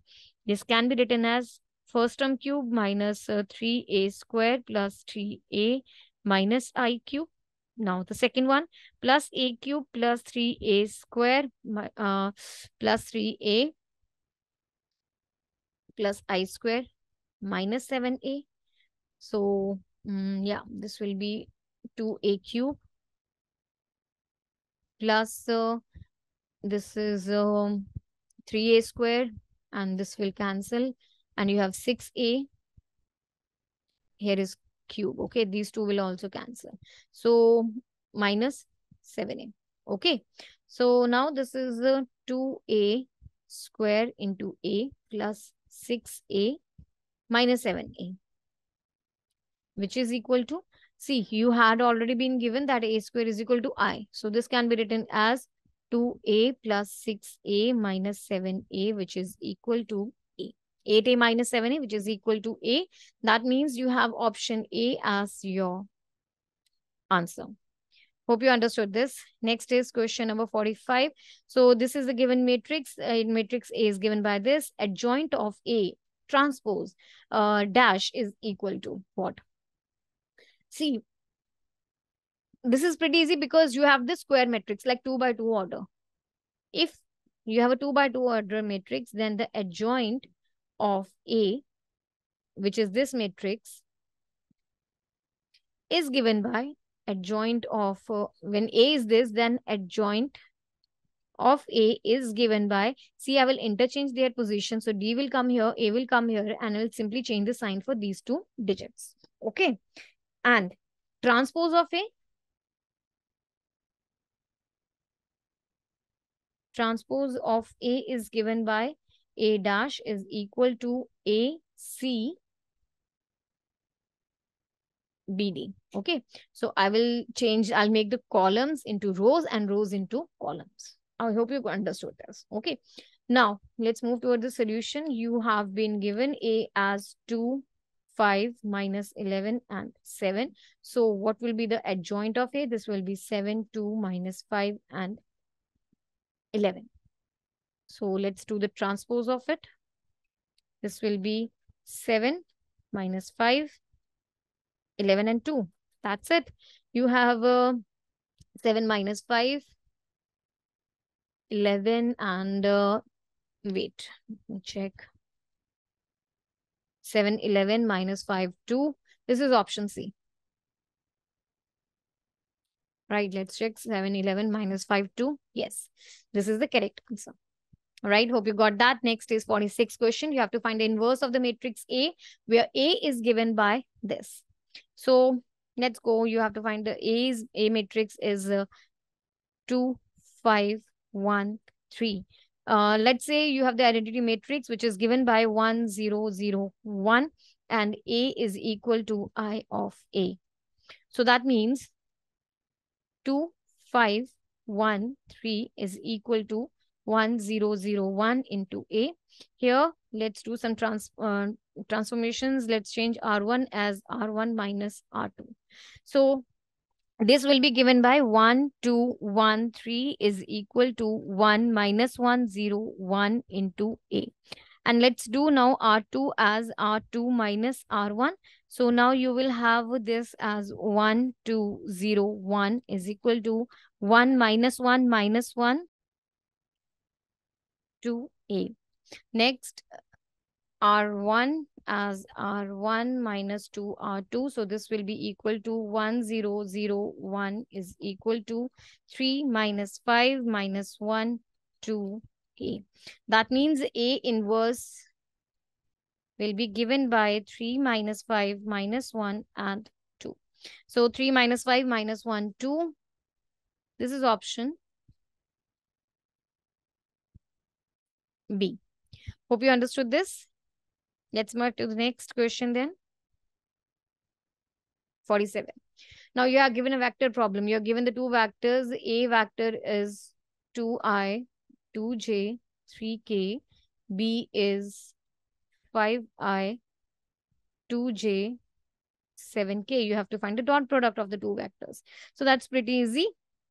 See, the dot product we already discussed in the previous question. The dot product of the two vectors is given by a1, b1 plus a2, b2 plus a3, b3. So the dot product of, this is the general formula, okay? So if I'm talking about these two vectors, a vectors dot b vector, this is equal to 2 into 5, 2 into 2, 3 into 7, which is 10, 4 and 21. That is equal to 35. So option A is the correct answer. Next is question number 48. What is the perpendicular distance from this point to this line? So see, when the two lines are perpendicular to each other, the dot product of those lines is equal to 0. Dot product of two perpendicular lines is equal to 0. Also, distance between the 2 points x1, y1 z1 and x2, y2 and z2 is given by d is equal to root of x2 minus x1 square, y2 minus y1 square, z2 minus z1 square. Okay. Now let m be the foot of the perpendicular. Now let's move to the solution actually. Let see in this question, what is the perpendicular distance from this point to this line? So this is the point 2, 3, 4, and this is the given line. So you have to find out the perpendicular distance t. Now this is the m point. Let m be the foot of perpendicular drawn from the point 2, 3, 4. So let's say x minus 0 upon 1 is equal to y minus 0 upon 0, z minus 0 upon 0. Let's say this is equal to k, which makes x is equal to k, y is equal to 0, and z is equal to 0. So m will have the coordinates as k, 0, 0. Now let's say this is the point P. Direction ratios of PM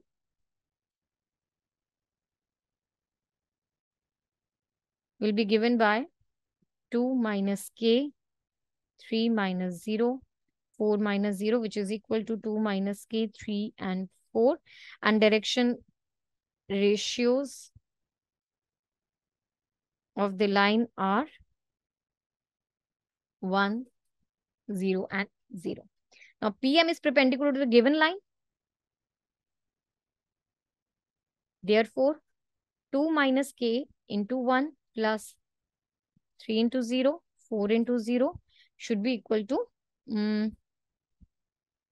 this is equal to 0 because the dot product is 0. I'm finding the dot product, right? Which makes 2 minus k is equal to 0 or k is equal to 2. So what does the point M becomes now? M will have the coordinates which was k, 0, 0. That means it has the coordinates as 2, 0, 0. Okay. Perpendicular distance, PM. This is what you needed to find out, right? Perpendicular distance. This is what you need. This is what you needed to find out, PM. Now let's find out PM because we already have the coordinates.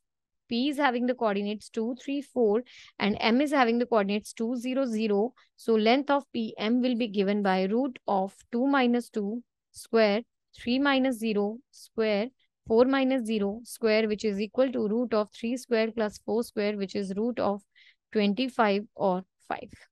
So that's it. You have 5 as your answer. Option B. Hope you got that. Next is question number 49. You have to find the order and the degree of this differential equation. See, to answer the question, first of all, let's talk about the order. Order of the differential equation or is the order of the highest order derivative in that differential equation. Okay. And it is the order of the highest order derivative. And what is the highest order derivative over here? It is this one. See.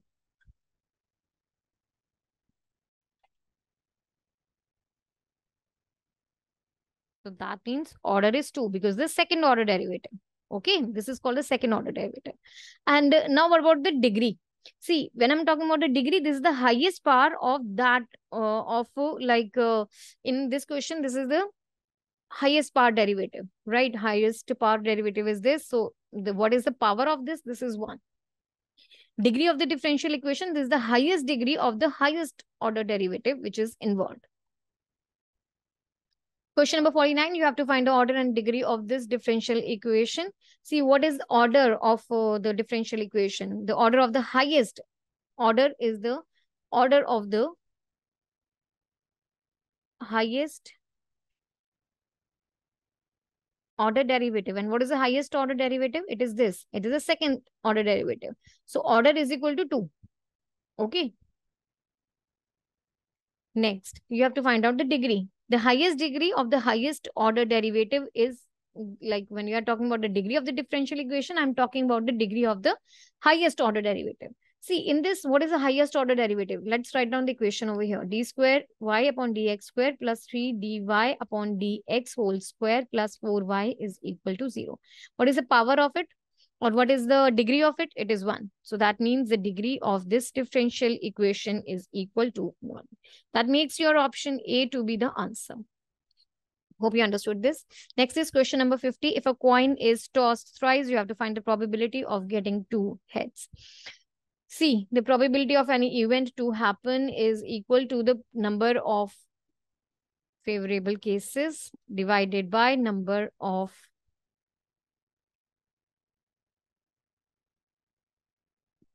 total cases. Okay, so now if the coin is tossed thrice, what are the possible outcomes? It can be head, head, head, head, head, tail, head, tail, head, head, tail, tail. Same way, tail, head, head, tail, head, tail, tail, tail, head, tail, tail, and tail. So how many total? 8 outcomes, right? Now, what is the probability of getting 1 or 2 heads? How many 1 or 2 heads? So how many are these? 1, 2, 3, 4, 5, and 6. So these are the total outcomes, and 6 is the favorable outcomes.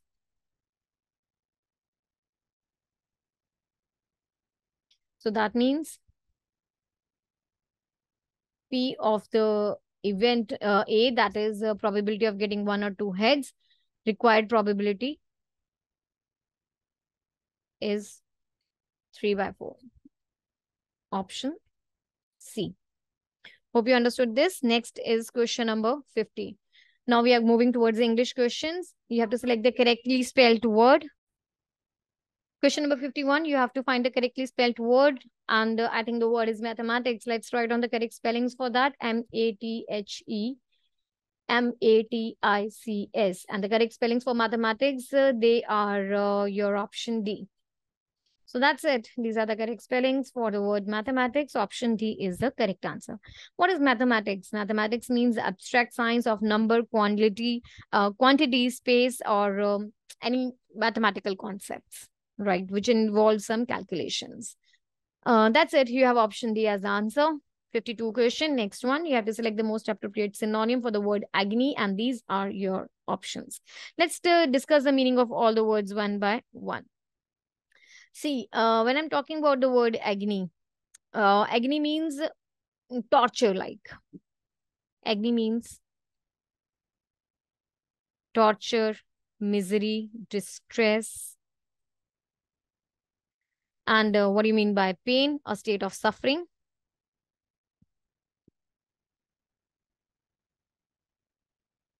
Help, obviously, um, helping someone, that I don't think I need to explain this word. Then risk is exposure to some harm.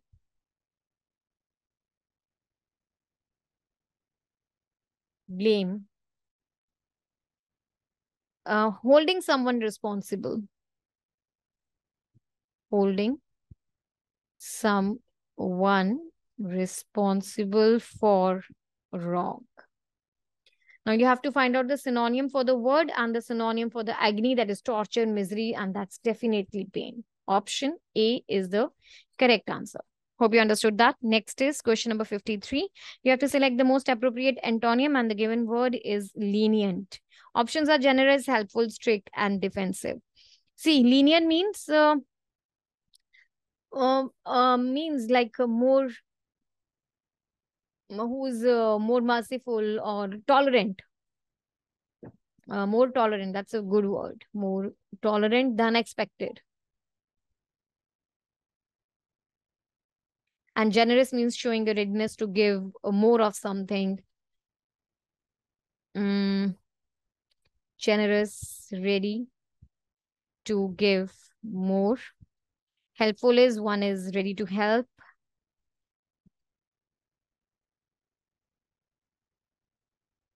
Then strict, demanding total obedience.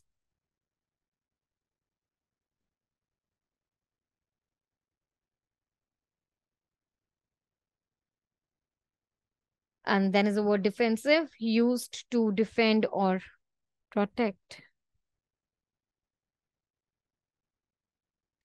Correct. Now you have to find out the antonym for the given word.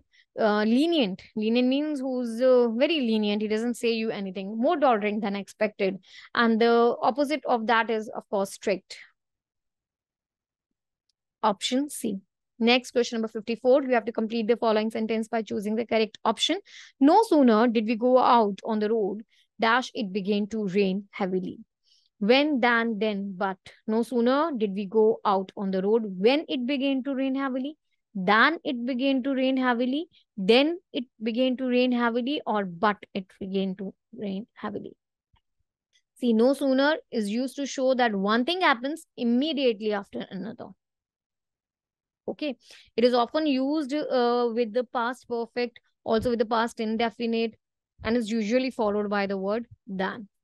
So here the structure will be no sooner plus did plus subject plus the first form of verb plus extra info, whatever is there, plus than plus subject plus the second form of the verb plus your extra info.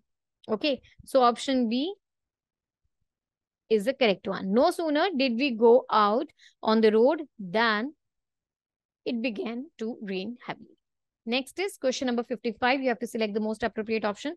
To complete this sentence, he shouted dash the top of his voice, but nobody heard him. It's definitely at. On the top of his voice, upon the top of his voice, with the top of his voice, or at the top of his voice. See, the sentence is using a blank before the verb and before the noun, right? Which means it must contain a preposition over here. The preposition at this place means denoting a particular point or level on a scale. So none of the other prepositions can make a meaningful sentence else than at, which makes option D to be the correct answer. Hope you got that. Next is question number 56. Select a word or phrase from the given list to complete the sentence. They needn't worry. Dash. They needn't worry. Isn't it? Doesn't it? Don't it? Need they? Of course, isn't it? Doesn't it? Don't it? Doesn't fit in. We need to identify the correct question tag over here. The given sentence is an interrogative sentence. It's containing two parts. First is they needn't worry. The second part is the question tag. In such situations, we need a comma to separate the statement from the question part. Okay, so it will be they needn't worry. Need they? Isn't it? We are talking about they. So it is definitely out of the line because it is not used to represent the living beings. Okay. So that means you have D option as the correct answer. Next is question number 57. A sentence has been given with the blank to be filled with an appropriate word. You have to choose the correct alternative. More than a decade has passed since this house was built, is built, or building. See, the sentence is in past tense, right? We are talking about this sentence. More than a decade has passed since this house was. We are talking about the past, so present will not work. This is present continuous. We are talking about the past. It is not working anymore. It has been done. So building is not. Is built. Of course, a no. So built is the correct one because this is the second form of the verb and it will definitely fit in over here. Making option B as the answer. So more than a decade has passed since this house was built. Hope you understood that. Next is 58th question. You have to fill in the correct preposition. Distribute the sweets equally among 4 children. Like even before reading the options, you can definitely say among 4 children. Between 4 children cannot be used over here because see, between is used when referring to a specific relation or comparing the two things. In will be used when referring to a specific location or a container. Through will be used when referring to a movement or action done in a specific direction. So among is the correct one to be used at this place because among is used when referring to distribution of something among a group of people or things. So here is a group of children. That means among will be a correct fit over here. So option C is the correct answer. Next is question number 59. In the following question, out of the four alternatives, you have to find the alternative which is best to substitute for the given phrase. Okay, the given phrase is that which cannot be believed. Is it awesome, incredible, credible, or ineffective? Let's discuss the meaning of all the words. Then surely you will get the answer to the question. Awesome, that cannot be amazing, sorry. That's better one. Amazing. Incredible. Something which cannot be believed.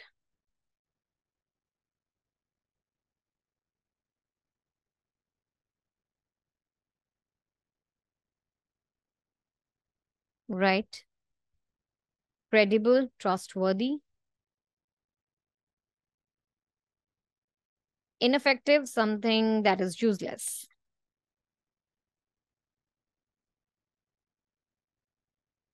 Okay. So definitely something which cannot be believed is incredible, option D. Next is question number 60. Identify the segment in the sentence which contains a grammatical error. Australia is one of the most prepossessing country in the southern hemisphere. Okay, you have to identify the segment which is having the grammatical error. See, this part, country in. Australia is one of the most pre-processing country in the southern hemisphere. See, countries will replace the word country. Whenever any noun comes before the phrase one of the, it must be plural. Okay. So hence the correct one will be, I'm repeating this, before whenever you are having any noun, after the phrase one of the, it must be plural. So this should be countries. Australia is one of the prepossessing countries in the southern hemisphere. So this is the one which is containing error, option C. Next is question number 61. Identify the segment in the sentence which contains a grammatical error. Neither Alina nor they is going to win the lucrative basketball tournament. Options are neither Alina nor they is going to win the lucrative basketball tournament. Well, I think is going to win. This is the part of the sentence which is creating some problem. Neither Elena nor they is. See, neither Elena nor they. We are talking about the plural over here. How it can be is. It should be are.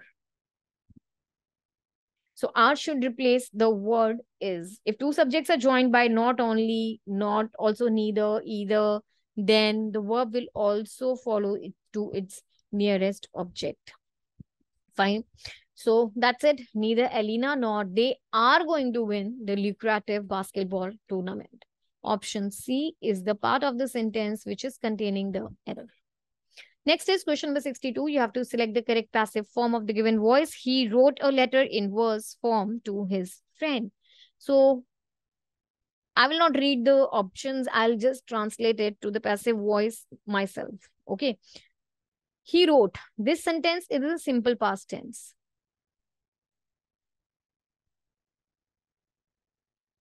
The simple past is a verb tense that is used to talk about the things that happened or existed before even now. Okay. So in the active state, you are having subject plus second form of verb plus object. And in the passive, you will have object plus was were plus the third form of verb plus by plus subject. So then this whole sentence will be written as, this sentence was, he wrote a letter in first form to his friend. It will be a letter in verse form was written by him to his friend, which is option C. Hope you got that. Next, question number 63, you have to find the most appropriate indirect form of the given sentence. See, when I'm translating from the direct to the indirect, there are certain rules and regulations which are followed. First of all, you will get rid of these commas and inverted commas. Okay. Now, the given sentence is an example of exclamatory sentence. Hooray, I have won the match. Okay. So, this given sentence, this is in direct speech and we have to change into indirect speech. Correct? Basic rules for that are comma, inverted comma, they will go away.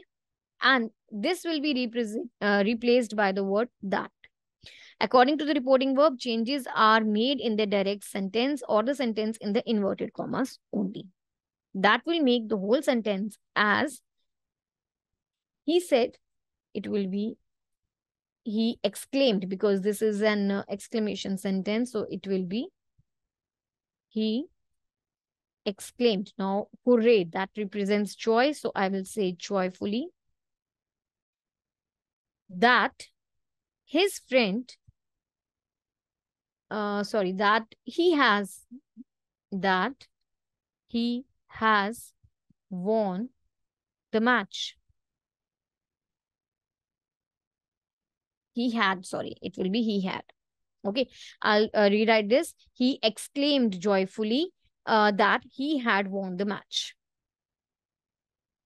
Now, this one matches directly with option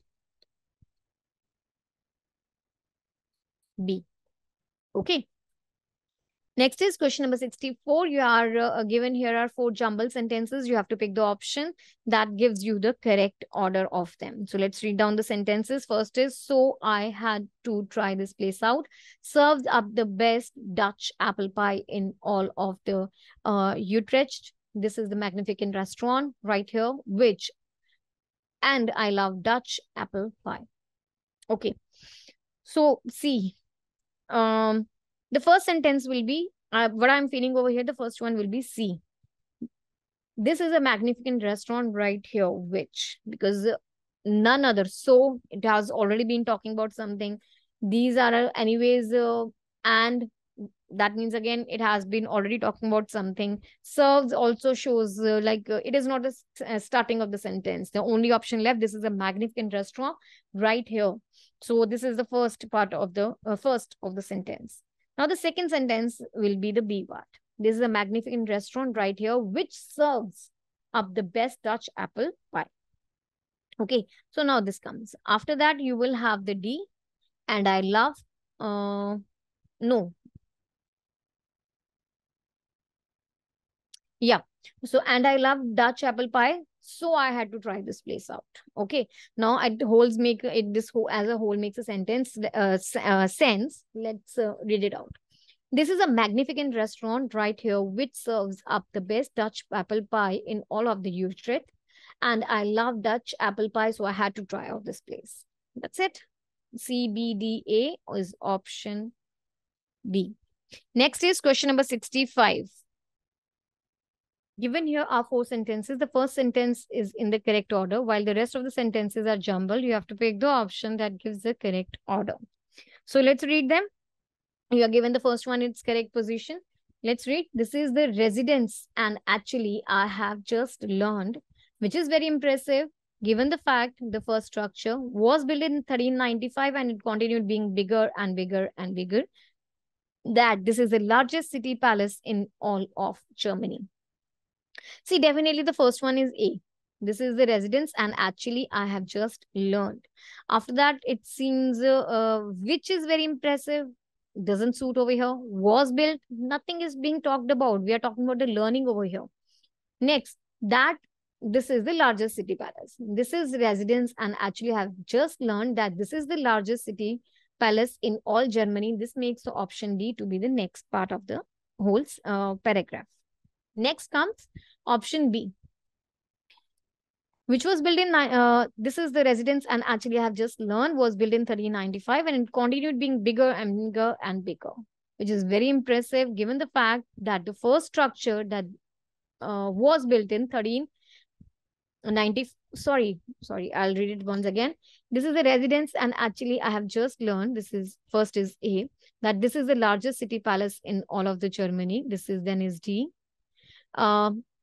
which is very impressive given to the fact that the first structure was built in 1395 and it continued being bigger and bigger and bigger. So this is ADBC. This is the correct sequence of it. ADBC, and ADBC is option B. Hope you got that. Next, question number 66. Now we are going to have a paragraph and we'll be asked certain questions from this in the next 5 questions. Let's read the paragraph. It says women's empowerment refers to the ability of the women to have control over their own lives and make their own choices. This includes having equal access to education, employment opportunities, and the ability to participate in political and economic decision making. To truly empower women, we must work to eliminate these attitudes and break down the systematic barriers that hold women back. This requires a multifaceted approach, including policies and programs that promote gender equality and education and awareness, campaigns that challenge stereotypes and biases. However, despite the progress that has been made in the recent years, there remain indifferent attitudes towards women empowerment. These individuals may not actively work to hold women back, but they also do not actively work to promote equality and empowerment. It's important to actively work to change these attitudes and promote a culture of equality and empowerment for all the women. Now, the question says, what does the women empowerment refer to? Women's rights are not treated with the same respect and importance as the men's right. This one is not being talked about over here. Next is women are denied basic rights such as education. No. The ability of the women to have control over their own lives. Yes, this has been discussed over here. The ability of the women to have control. Yes, women's empowerment refers to the ability of the women to have control over their own lives. Pretty easy one. You have option C as the answer. Next is question number 67. You have to select the antonym for the given word, and that is indifferent. Indifferent means, see, when I'm talking about indifferent, that means showing no interest.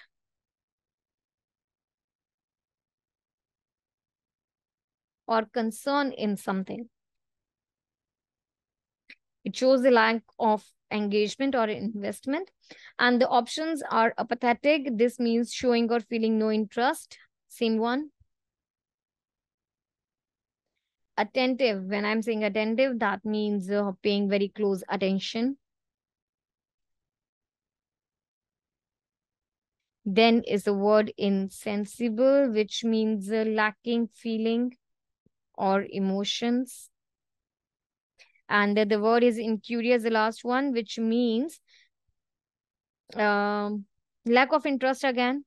Lack of interest or desire to know or learn about something. You have to find out the antonym for the word indifferent, and the correct answer to this question is attentive. Indifferent means who is showing no interest. That attentive is the one which is giving you close attention. That makes option B as the correct answer. Next is question number 8. What is the importance of changing indifferent attitudes towards women empowerment? Women are not valuable members of the society, are not trustworthy of the same rights and opportunities as men. No. A cultural discrimination where women are treated as a second-class citizens. No. Women are subject to physical, sexual, and emotional abuse. No. It promotes a culture of equality and empowerment for all women. Yes, this is the importance for changing indifferent attitudes towards women empowerment. Right? See, if I'm looking over here, it is, I have to see where it is. Yeah, there remains indifferent attitudes towards women empowerment. These individuals may not work actively to hold women back, but they do not actively work to promote women equality and empowerment. It is important to actively work to change these attitudes and promote a culture of equality and empowerment for all the women. That makes option D to be the answer. Right? Next is question number 69. Now, what is required by the truly empowered woman? An attitude shift and a shift in the mindset towards gender equality to eliminate typical attitudes and break down the systematic barriers that hold women back. Yes, this is the correct one. C option, women have the same rights, abilities, and opportunities as men. D, tackling the underlying causes of the gender inequality in our societies. See, if I'm looking at the option A, C, and D, they are incorrect because there isn't sufficient supportive information in the passage to consider them to be right in the answers. Okay, although they seem to be correct ones, but according to the passage, B option seems to be correctly fitting over here. To eliminate typical attitudes and break down the systematic barriers that hold the women back. Option B will be the answer to this. Okay. Next is the last question for this paper. That is question number 70. You have to select the verb of an adjective specific from the given options. Okay. Verb of the adjective. So definitely Pacific is from the pacified set. The word Pacific means peaceful in character. Peaceful in character or intent. It can also act as a noun. The verb form of this is pacify, which means quell.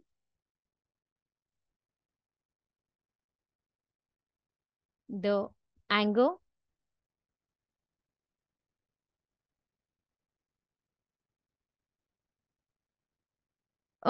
Agitation or excitement. Pacified over here, this is the past participle, and see, pacifying is the present participle, so this also won't work. And pacification is a noun. That means acting of bringing peace to a place or ending war in a place, often using the military force. So even this won't do the needful, which makes option A to be the correct answer to the question. So students, with that, we have completed all the 70 questions of that paper. Hope you understood them well, and don't forget to visit our website www.examsnet.com for a fruitful study, and the best of luck for your question number 70. This is the last question for this paper. It says you have to select the word of an adjective specific from the given options. See, the correct verb from the given options is pacify. The adjective pacific means peaceful in character or intent. It can also act as a noun. The verb form of it is pacify, which means quell the anger or agitation, etc. Pacified is the past participle and pacifying is the present participle. Pacification is a noun, which means action of bringing peace to a place or ending a war in a place or something like that. So option A is the correct answer. So students, with that, we have completed all the 70 questions of this paper. Hope you understood them well. And students, don't forget to visit our website www.examsnet.com, because here you will find not only this but similar multiple entrance exam question papers for your practice. Also, don't forget to download our app for your easy preparations. The link is available in the description box. So students, a very best of luck for your exams. That's all for this paper. Bye.